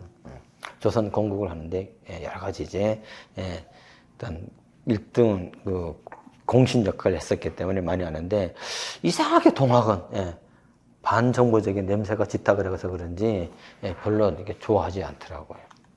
우리는 그 동학은 반외세잖아요. 근데 반봉고만 얘기해요. 반외세 얘기하는. 그래서 반정보라는 얘기를 하고 있기 때문에 보수적인 집단에서는 이게 별로 안 좋아해요. 보수적인 집단에서는. 지금도 그렇습니다. 이 최대 전투라고 해서 이제 우금치 전투입니다. 우금치 전투. 아까 말씀드렸던 한 4만 명 정도가 이제 참여했던 걸로 보이고 있고, 일본하고 관군은 한 2천 명 정도 했었어요. 4만 명과 2천 명이 싸웠는데, 4만 명이 결국은 패배를 했습니다. 근데 동학군의 무기는 화승총, 칼, 활 이런 것들이었었고요. 그 다음에 이제 죽창이 이제 있었죠. 그러니까 동학군이 썼던 화승총. 이 화승총은 비가 오게 되면 아무 쓸모가 없습니다. 불이 안 붙으니까는요. 그러게 사정거리가 이게 50보밖에 안 됩니다. 근데 일본이 쓰고 있는 스네더 총 같은 경우는 이게 100보인가 그래요. 그러니까 이제 사정거리도 이제 하고, 그리고 비가 와도 자동 연발이 가능한 총이라 볼 수가 있습니다. 근데 우금치 전투 때 12월 달이었거든요. 날이 우중충하고 비가 많이 왔다고 얘기를 하고 있습니다. 그러니까 화승총이 제대로 활용이 못됐다고 얘기를 하고 있습니다. 그래서 거기다가 또 이제 일본군은 이런 게를린 기관총까지 사용했다고 얘기를 하고 있습니다. 이것도 이제 논란이 있어요. 아니다 얘기하는 사람도 이제 있습니다. 근데 이제 아직까지는 이 게를린 기관총도 있었다고 얘기하게 되는데, 하여간 이건 또 뭐 진위 논쟁이 이제 박명수 선생 같은 경우는 이거 거짓 아니라고 얘기를 하고 있고, 일반적으로 이제 여전히 이제 했다고 얘기를 하고 있습니다. 그래서 가지고 들어왔다고 얘기를 하고 있거든요. 그래서 이게 아마 일본에서 가지고 왔을 가능성이 충분히 있습니다. 근데 이제 박명수 선생은 이제 자꾸 이제 아니라는 쪽으로 자꾸 이제 몰아가고 있더라고요. 여기 이제 태안에 가면 동학혁명 기념관이 있거든요. 거기에 이게 이제 복원된 게 있습니다. 근데 이게 자꾸 문제를 삼아가지고 박명수 선생이 거기 가게 되면은 얘기를 하고 있고요. 그 다음에 당시 이제 되게 동학군의 모습입니다. 동학군들이 이렇게 이제 집신을 신고 이렇게 배로 만든, 무명으로 만든 이제 옷을 이렇게 입고, 요 총이 화승총이죠. 완전히 요거가 똑같죠. 화승종기에 갖고 있고 상투를 틀고 있고 그리고 지휘자는 이렇게 이제 말을 타고 다니고 요 부분 여기 있는 분이 요 분입니다. 크게 확대시켜 놓은 거예요. 그러니까 당시 이제 지휘부들은 이렇게 이제 말을 타고 다녔었고 동학군들이 썼던 이제 인장입니다. 인장. 그래서 이제 이런 모습들 볼 수가 있겠고요. 우금치 전투는 이제 10월 5일부터 시작됐었는데 한 4, 50차례 크고 작은 전투가 있었는데 결국은 이제 동학군들이 이제 패배했다 볼 수가 있겠고요. 예, 이게 이제 일본 군들하고 관군들이 여기가 이렇게 둘러싸고 있습니다. 이게 공주대관입니다. 요 안에가 공주 성안입니다. 성안. 요 앞에가 백마강이 이렇게 있는 거죠. 그래서 여기에 관군과 일본군들이 진을 이미 고지를 점령하고 있고 동학군들이 이제 밑에서 고지를 향해서 올라가게 되는데 이 전투는 제가 가끔 이길 수 없는 전투라고 제가 말씀을 드렸거든요. 그랬더니 그 얘기했다고 또 시비 거는. 근데 전략적으로 보면 이기기가 힘든 전투입니다. 12월 달이었거든요. 나무에 이파리가 없습니다. 그러니까 엄폐를 할 수가 있는 공간 자체가 없어요. 그러니까 위에서 더군다나 관군과 일본군들이 화력이 좋은 무기를 가지고 있었었고 그리고 동학군들은 당시에 지금은 전투를 가게 되면 이제 이렇게 각계 이렇게 나눠서 올라가게 되는데 그 당시에는 일렬로 쫙 올라가고 있습니다.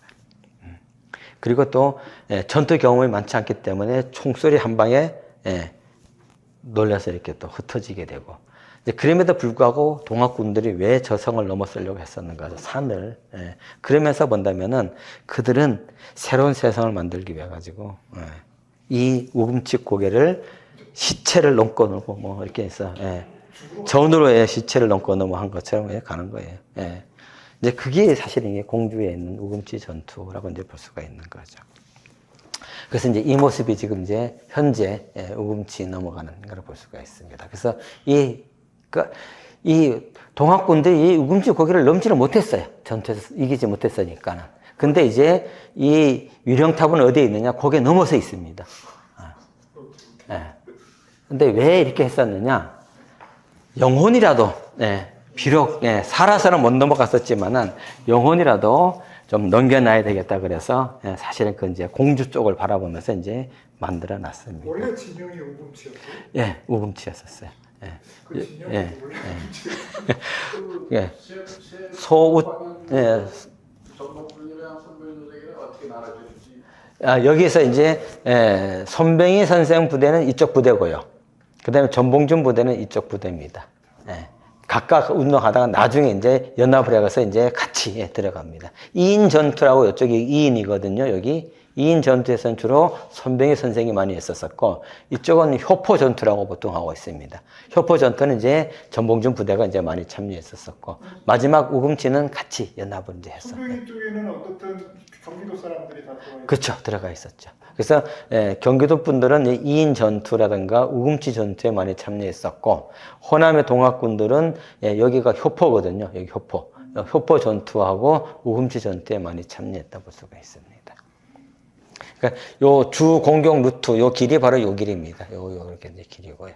그러니까 이쪽이 이제 2인이라 볼 수가 있겠고, 2인 전투에서는 동학군들이 이제 잠깐 이겼던 적도 있습니다. 관군하고 싸워가지고. 저거 봉사할 때는 인물이 많이 나왔겠네요. 예, 나왔었어요. 나왔었고, 지금도 여기 우금치 고개잖아요, 여기가요. 여기 공주대관 이렇게 고막하게 되는데, 여기 보게 되면 큰 나무가 하나 있습니다. 느티나무 비슷한 게. 거기에 보게 되면 탄환 자국이 있어요. 지금도 남아 있습니다. 그게 아마 동학혁명 때 있었던 탄환이 아니었던 걸로. 그 다음에 이제 동학농민혁명 주요 전투지가 사실 이렇게 많이 있습니다. 전라북도, 전라남도, 충북, 충남, 강원, 황해, 경기, 경남, 경북. 이 황해에서 이제 해주성 전투가 우리가 알고 있는 백범 김구 선생이 선봉대 역할을 했던 것이 바로 해주성 전투라 볼 수가 있겠고. 근데 전투가 가장 많았던 데는 우리가 호남으로 많이 알고 있잖아요. 동학농민혁명하게 되면. 전투가 있었던 거 실제적으로는 충청도가 더 많습니다. 여기는 특히 이제 일본군하고 전투가 많이 있었던 곳인데, 이렇게 크고 작은 전투가 굉장히 이제 많이 있었던 걸 이제 볼 수가 이제 있겠고요.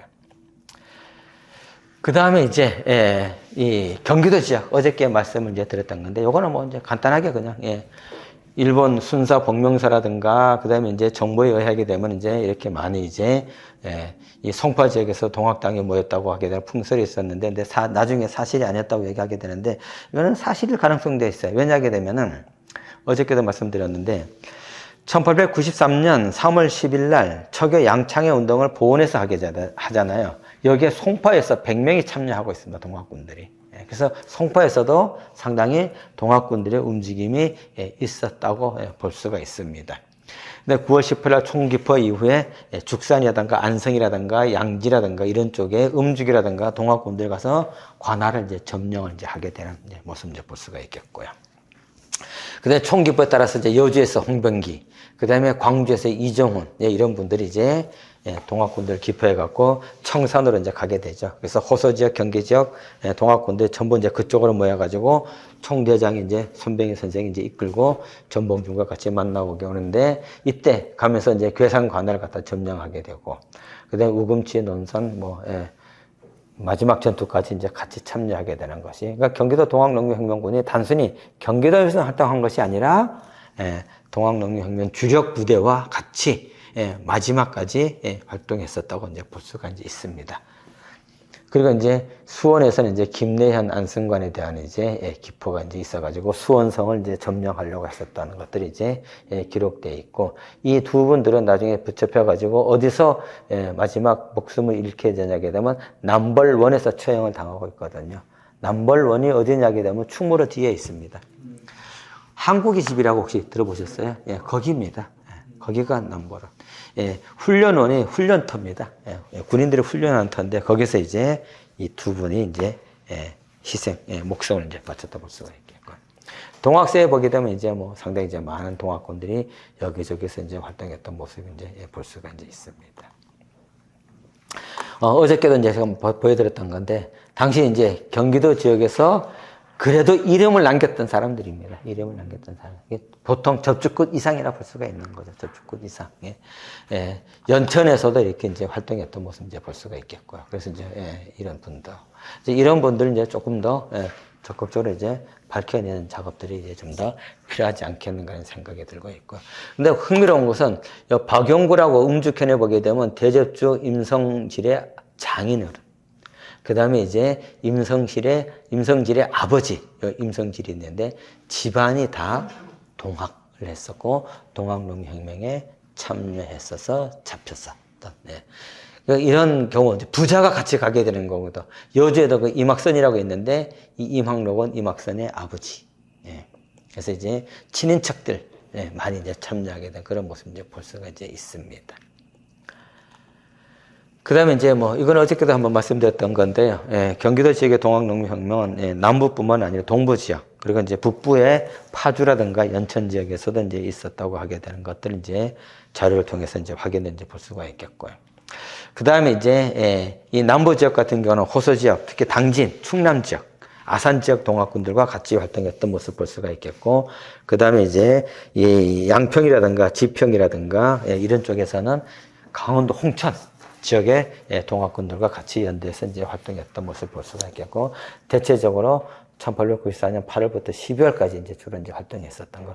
조금 더 고친다 그러면 이제 1월달까지도 이제 갈 수가 있는 모습을 볼 수가 있겠고. 그리고 대체적으로 동학교단과 밀접한 관계를 가지면서 이제 기포를 했다고 보고 있고. 그리고 아까 앞에서 보였던, 어디 있었나? 여기 김내현과 안승관에 대한, 그 소설이 하나 있습니다. 소설이 천도교회 월보에 보게 되면은 이 연재 소설이 나오는데 이 두 사람을 주인공으로 해가지고 썼던 소설이 있습니다. 그거 한번 이제 중간중간 이렇게 빠져 있는데 그걸 한번 쭉 한번 연결해서 이렇게 자료집 만들면은 이 수원에서 동학이 어떻게 활동했었는가 갖다가 이제 알아볼 수가 있는 이게 동천 뭔가 이렇게 넉자로 되어 있는데 제가 지금 기억이 안 나는데 그래서 경기도 지역과 관련된 동학농민혁명 자료집이 좀 만들어질 필요가 있어요. 자료집이 만들어져야 여러 가지 또 이제 후속 작업이라든가 콘텐츠라든가 이런 것들이 또 이제 가능하다 볼 수가 있겠고요. 그다음에 뭐 사대부, 자대부터 시작해서 이제 노비까지 다양한 계층에서 참여했었는데 이거는 뭐 경기도뿐만 아니라 다른 지역에서도 이제 그런 모습들을 이제 많이 이제 볼 수가 있습니다. 그래서 가장 강력했던 부대가 김계남 부대였었는데 김계남 부대가 바로 천민들이 많이 있었던 참여했던 집단이라고 보통 얘기 많이 하게 되죠. 이건 이제 경기도에서 죽산부사 이두왕하고 안성군수 성하영을 중심으로 해가지고 동학농민군들이 진압됐던 과정이라고 볼 수가 있습니다. 여기 보게 되면 이제 이두왕의 장유영의 분이 용인에서 이영희 이런 분들 갖다가 총살했다고 하게 되는. 그 다음에 이제 뭐 이 민보군 이래서 이제 동학군을 갖다 이제 진압하기 위해서 유생들이 이제 만들었던 민보군이 있습니다. 동학이 왕성할 때는 또 동학에 이제 살짝 붙었다가 또 이제 동학이 이제 약해지니까 이제 동학군을 갖다 진압하는 데도 앞장섰던 이런 이제 그룹들이라고 볼 수가 있는데 여주에서 이런 분들이 이제 상당히 이제 희생됐던 것들 보겠고 그래서 뭐 여주, 이천, 양성, 음성, 죽산, 수원에서 되게 많은 분들이 이제 총살, 희생, 처형되는 그런 모습을 이제 볼 수가 있습니다. 이 사진은 처음 보신 분도 있고 아마 보신 분도 계실 텐데 이 목이 두 개가 있죠. 동학군 지도자의 목입니다. 한 분은 위에 있는 분은 안교선이라는 분이고 밑에 있는 분은 최지호라는 분이 두 분인데 이 안교선이라는 분은 수원 지역, 경기도 남부 지역의 동학을 포기하는데 가장 크게 했던 분이고 좀 전에 봤던 김래현하고 안승관이라는 분이 있었죠. 바로 이 안교선에 의해 가지고 동학에 입대했던 사람이라고 볼 수가 있습니다. 근데 동학농민혁명 때는 아산, 공주 쪽에서 이제 활동했던 분이라고 볼 수가 있겠고 상당히 많은 동학군들을 지휘했던 인물로 알려져 있습니다. 근데 이 메사마시 신문이라고 신문 기자가 가서 이제 사진을 찍었는데 이제 사진보다는 이제 이렇게 사파를 그려가지고 이제 동학군의 이제 지도자 여기서 이제 하고 있는데 이때 기자가 이제 그런 얘기를 하고 있습니다. 동학군에 이제 그 시신이 이게 효수돼 가지고 이제 걸려 있다 그래가지고 이제 갔더니 이게 벌써 이게 내려와 가지고 벌써 이제 이렇게 좀 이렇게 약간 이렇게 훼손이 돼 있었습니다. 훼손이 돼 있어가지고 자기가 이제 막 하기가 힘들었어요. 그래서 이제 자기 사진을 찍으려고 기자가 그 동네 애들에게 사람들에게 돈을 주면서 저걸 이렇게 해주게 되면 돈을 주겠다 그랬는데도 아무도 안 했다고 얘기를 하고 있습니다. 그래서 시신을 갖다가 개들이 와가지고 막 물고 해가지고 상당히 처참한 그런 모습을 또 이제 볼 수가 있겠고 그래서 본인이 이렇게 이제 걸어가지고 사진을 찍어가지고 그 사진을 토대로 해가지고 사파를 그려놓은 것이 바로 신문에 나와 있다 볼 수가 있습니다. 이제 그래서 우리가 이제 예전에 보게 되면은 이제 뭐 김계남 장군 뭐 이렇게 아니냐 그랬는데 그거는 이제 조금 이제 아닌 것 같고 한 사람이 이제 있는 거가 이제 우리가 보통 김계남이랑 보통 얘기하게 되는데 그 사진하고 이 사진하고 조금 이제 다른 모습 볼 수가 있습니다. 여기 어디에 걸려 있었냐 하게 되면은 서울역에서 염천교라고 혹시 들어보셨어요?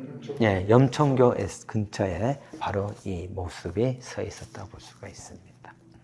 그래서 한 일주일 동안 밖에다가 이렇게 이제 사람들이 이제 걸어놓고 이제 보게서 상당히 이제 동원을 하게 되면 이렇게 된다 하게 되는 그런 모습을 이제 보여주는 사건이라고 볼 수가 있는 거죠. 근데 이 사건이 우리가 많이 알고 있는 이사벨라 버드 비숍이라고 이 우리나라 조선에 와가지고 기행문을 남겨놓고 있죠. 기행문에도 이 모습이 그대로 이제 들어가 있습니다. 당시에 그 모습을 보고 나서 이제 영문으로 당시 이렇게 설명을 이렇게 쭉 하고 있는 동학군의 모습을 이 두 개의 사진이 거의 유사하다고 이제 볼 수가 이제 있는 거죠. 그래서 경기도에서 아마 콘텐츠를 한번 한다면은 이 사진도 중요한 테마가 되지 않겠는가. 유일한 사진이라 볼 수가 있습니다. 교수됐던 사진. 근데 거기에 이제 안교선이 경기 지역의 동학을 포기하는데 가장 이제 초기에 활동했던 대표적인 인물이었었고 동경대전을 만드는데도 여러 가지 이제 경제적인 지원을 했다 볼 수가 있겠고 안교선의 친인척들이 상당히 많이 또 동학을 같이 했다고 볼 수가 있습니다. 그러면서 이 사진이 사실 나중에 좀 보여드리고 싶어가지고 좀 했었고요. 그 다음에 이제 어저께 나온 걸 다시 한번 이제 보여드리는데 경기도 지역에서 동학과 동학농민혁명과 관련된 유적지 현황이 이제 이렇게 많이 있습니다.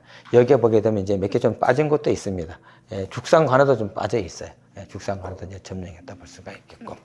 그래서 이제 이런 곳이 있는데, 이런 곳들은 이제 나중에 그 사업을 한다게 되면 이제 유적지 실태조사 이런 걸 통해 가지고 이거보다 많은 것들을 갖다가 이제 확인해 볼 수가 아마 있을 걸로 이제 보고 있고요. 그 다음에 이제 인물도 이제 어저께 말씀드렸었는데, 해월 최시영이라든가, 그 다음에 홍병기 선생, 특히 이제 이종훈 선생 같은 경우는 이제 나중에 민족 대표로 참여했었고, 그러니까 동학농민혁명이 동학농민혁명에서 끝나는 것이 아니라 3.1운동까지 같이 연결되는 이제 그런 모습을 이제 우리가 이제 확인해 볼 수가 이제 있습니다.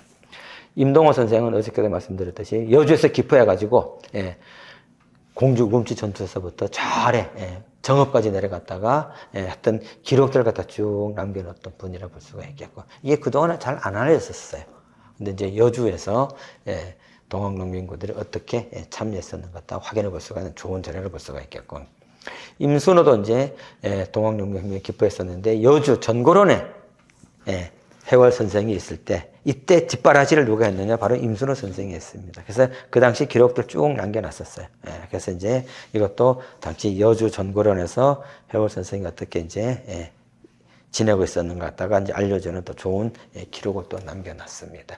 요 아들이 임린이라고 하게 되는데, 일제강점기 시대 때 청도교 청년당의 중심적인 역할을 담당했던 또 인물이라고 볼 수가 있겠고요. 그 다음에 이제 동학에서 천도교로 넘어가게 되는 과정이 이제 이렇게 쭉 했는데, 탄압하게 되니까는 전봉준 처형 사형되고, 해월 선생도 체포돼서 사형되고, 아까 말씀드렸듯이 이제 일본에 넘어가서 근대 경험을 하게 되고, 1904년에 갑진년에 근대 개화 운동을 하고, 그 다음에 이제 1905년에 이제 이용구를 중심으로 해서 이제 육집여명을 출교시키고 있습니다. 이용구가 진보를 가지고 이제 일진하고 통합을 하게 되고, 저기 나중에 이제 그 합병을 갖다가 청원하게 되는, 청원서를 갖다 이제 제출하게 되는 거죠. 그래서 이제 의암 손병희 선생이, 야, 그거 그만둬라 그랬는데, 아닙니다. 그렇게 해야 우리가 근대화 되고 독립할 수가 있습니다. 그래서 나하고 뜻이 다르다. 그래갖고 이제 출교를 시켜서 이들이 나가서 시천교를 갖다 이제 만들게 이제 되는 거죠. 그리고 이제 천도교는 이제 12월 달에 말씀드렸듯이 이제 동학에서 천도교는 명칭을 바꾸고 1일날 그 다음에 귀국을 하고 있습니다. 그리고 나서 이제 천도교 중앙총부를 갖다가 설치하게 되고 전국에 교구를 이제 만들게 되면서 이제 활동을 하게 되는 거죠. 그리고 나서 이제 민족운동을 10년대 보송사, 나중에 이제 독립선언서를 인쇄하게 되는 보송사를 갖다 설치하게 되고, 그 다음에 민족문화 수호운동, 그 다음에 천도 구국단을 만들어가지고 비밀결사운동을 이제 전개하게 되고, 이 천도 구국단에서 비밀결사운동을 했던 것이 결국 이제 3.1운동으로 이제 일어나게 되는데, 3.1운동의 요소는 여러 가지가 있습니다. 외적 요소. 1차 세계대전 종결과 윌슨의 민족 자결주의, 러시아의 성공에서 약소 민족을 지원한다는 이런 것들이 이제 외적 요소를 하게 되면은, 내적 요소는 무단 통치에 대한 불만이고 고종의 승항화와 독살설이죠. 이제 독살이냐 아니냐 여러 가지 이제 얘기가 있지만은 독살설이 이제 거의 통솔로 지금까지도 이제 많이 이제 이야기되고 있습니다. 그 다음에 이제 28, 유학생들이 이제 독립선언을 하게 되고, 그 다음에 이제 만주에서 만주가 아니라 상하이에서 신한청년당의 이제 활동들이 이제 있는데, 우리가 많이 알고 있는 대한독립선언서라고 있거든요. 저기 무호 독립선언서라고 얘기하고 있는데, 사실 이거는 3.1운동과 전혀 관계가 없습니다. 3.1운동 이후에 일어난 거예요. 왜냐하게 되면 일본의 모든 정보 문서에서 무호 독립선언서가 3.1운동과 연결된다는 기록이 하나도 없습니다. 28 독립문은 나와요. 신한청년단도 나오고. 그런데 왜 자꾸 그걸 가지고 이야기하는지.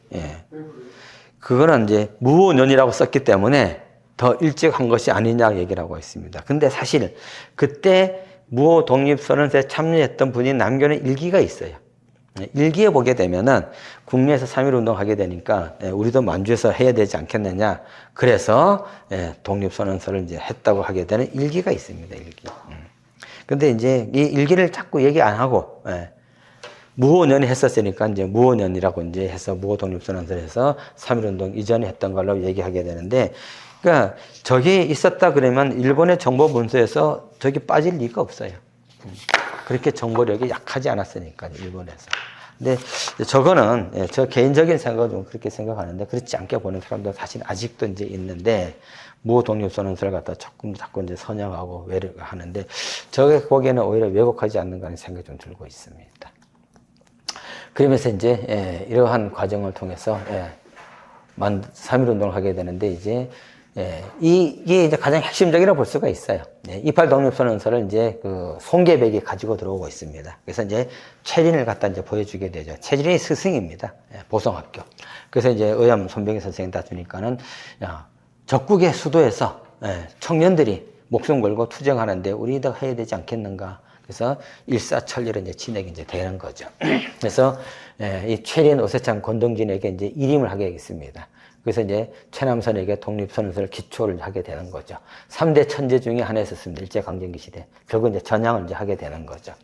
그리고 이제 만세운동의 방침을 세우는데 비폭력 일어나 대중화 하게 되고, 이제 그러면 이제 천도겸을 하기에는 이제 한계가 있다. 그래서 종교단체가 같이 연합을 하자. 그래서 이제 최린과 이승훈이 만나가지고 기독교 연합하게 되고, 기독교 측에 이제 5천 원을 이제 지원해주고 있습니다. 그 다음에 이제 한용운과 이제 만나가지고 불교가 이제 참여하게 되고, 이갑성을 통해서 이제, 이갑성도 학생들 중심으로 해서 따로 만세운동을 준비하고 있었거든요. 근데 이제 종교계에서 이제 원로들이 하고 있으니까 우리도 같이 이제 하자. 그래서 이제 참여하게 되는 거죠.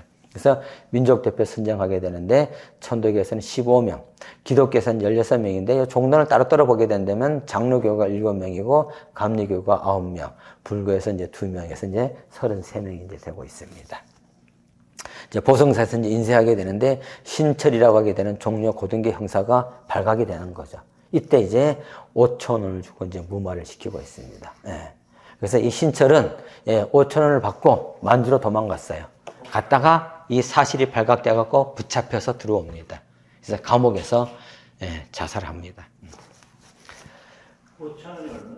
지금 5천 원은 뭐 물가가 다 다르는데 쌀로 하느냐 금으로 하느냐에 따라서 다 달라지는데 현재 하게 되면 이제 상당히 이제 억대가 넘어가는 이제 돈이라고 이제 얘기를 하고 있습니다. 그래서 기독교에서 그거 갚아주겠다 그랬더니 천도교에서는 또 자존심이 있어서 안 받겠다 또 이렇게. 저는 받아가지고 썼으면 좋겠어요. 그 다음에 이제 민족 대표들이 이제 손병희 선생 집에서 이제 만나서 이제 처음으로 만납니다, 사실은. 각 종단 내에서는 알고 있는데 서로 간에 처음 이제 만나가지고 이제 서로 이제 상견례 이제 하게 되면서 하게 되고. 그 다음에 이제 이종일이 이제 독립선언서 이제 배포하게 되고 3월 1일 날 태화관에서 이제 독립선언을 하게 되고 탁골공원에서 이제 학생들이 원래는 탁골공원에서 하려고 그랬었죠. 근데 여기서 하게 되면은 희생자가 많이 따를 것 같으니까 분명히 일본에서 강력하게 진압할 것이다. 그래서 이제 피해를 최대로 줄여야 되지 않겠는가. 이걸 누가 제안하냐 하면은 이갑성이가 제안을 하고 있습니다. 그래서 이제 그걸 받아들여져 가지고 태화관에 가서 이제 독립선언을 하게 되는데 설민석이라고 하는 친구가 여기서 술 마시고 띵까띵까 했다고 그래가지고 이제 난리가 났던 사건이 이제 일화가 이제 있었었죠. 그 이제 3월 1일 날 평양 의주 원산에서도 독립선언서가 이제 미리 배포가 돼서 있었었고 이후 이제 전국적으로 이제 확산되게 되는 모습 볼 수가 있는데 민족 대표 15번은 천도교는 이런 분들입니다. 다 도사. 나이가 평균 60세 이상이라고 볼 수가 있겠고요. 근데 이 중에서 15명 중에서 이제 이런 분들이 동학농민혁명에 참여했던 분이라고 볼 수가 있습니다. 그래서, 이 동학농민혁명은 3.1 운동과 뗄래야 뗄 수가 없는 관계. 다른 종단은 모르겠어요. 불교라든가 기독교는 없지만은 천도교 입장에서 본다면은 동학농민혁명의 연장선에서 있었다고 볼 수가 있습니다. 그래서 손병희 선생 그 신문조서 보면 나옵니다. 왜 동학농민혁명을 하게 됐는가? 일본이 다 알고 있었으니까요. 그래서 뭔가 새로운 정보를 만들려고 나름대로 하려고 했었다고 이제 답변하게 되는 신문조서가 이제 있습니다. 그 다음에 이제 이거는 지방에서 태천교고라고 평북에 있었는데 3.1 운동을 이제 어떻게 전개했었는가 보게 되는데 사전에 기독교 측과 연락을 하게 되고 그리고 이제 교인들을 동원해서 정오에 만세를 갖다 부르게 되는데 그 앞장서는 사람은 이제 청년들이 깃발을 들고 이제 앞장서게 하게 되고 만약에 잡혀가게 되면은 후속 조치로 후임을 갖다 정해놓고 그리고 교단을 이끌어가게 하게 되는 철저한 준비를 통해서 만세 운동을 전개했다 볼 수가 있는데 이건 아마 태천교구뿐만 아니라 지방에서 공문이 내려왔다 그래요. 중앙에서 그러니까 지방에서 아마 대부분 이런 식으로 해서 만세 운동을 이제 전개했다 볼 수가 있겠고, 우리가 많이 알고 있는 건 이제 제압리 학살이죠, 기독교에서. 근데 천도교인과 기독교인 30여 명이 제압리에서 학살되고, 그 다음에 이제 고주리에서 6분이 또 학살되고 있습니다. 우리가 23명으로 알고 있잖아요. 제압리 교회에서 학살 사건. 이 23명이 아니라 최소한 30명이 넘고 있습니다. 천도교인도 포함이 돼요. 네, 천도교인이 25명이고 기독교인이 12명이에요. 근데 기독교인은 기독교?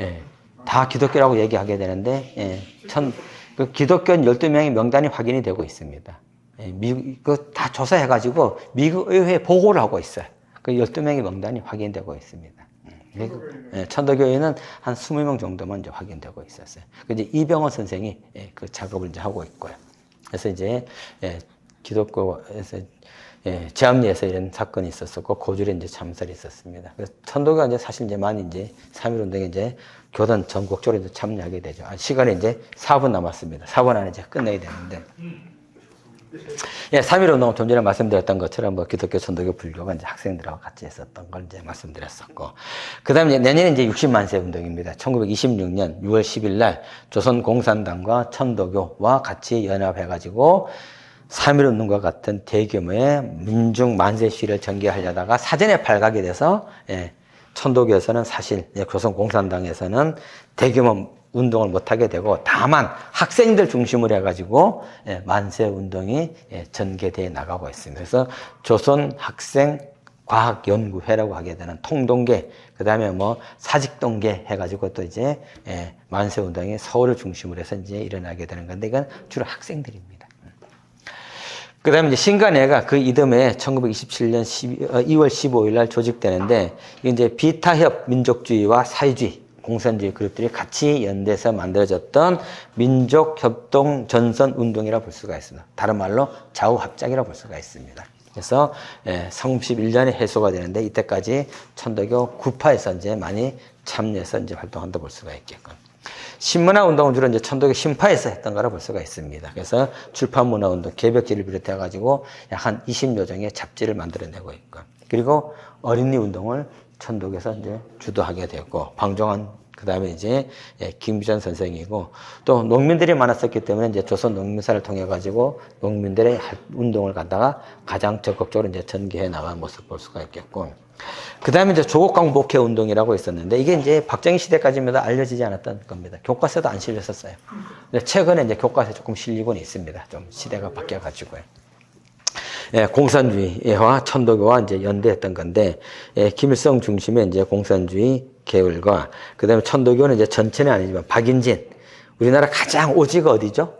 한반도 오지, 삼수, 풍산, 갑산, 여기잖아요.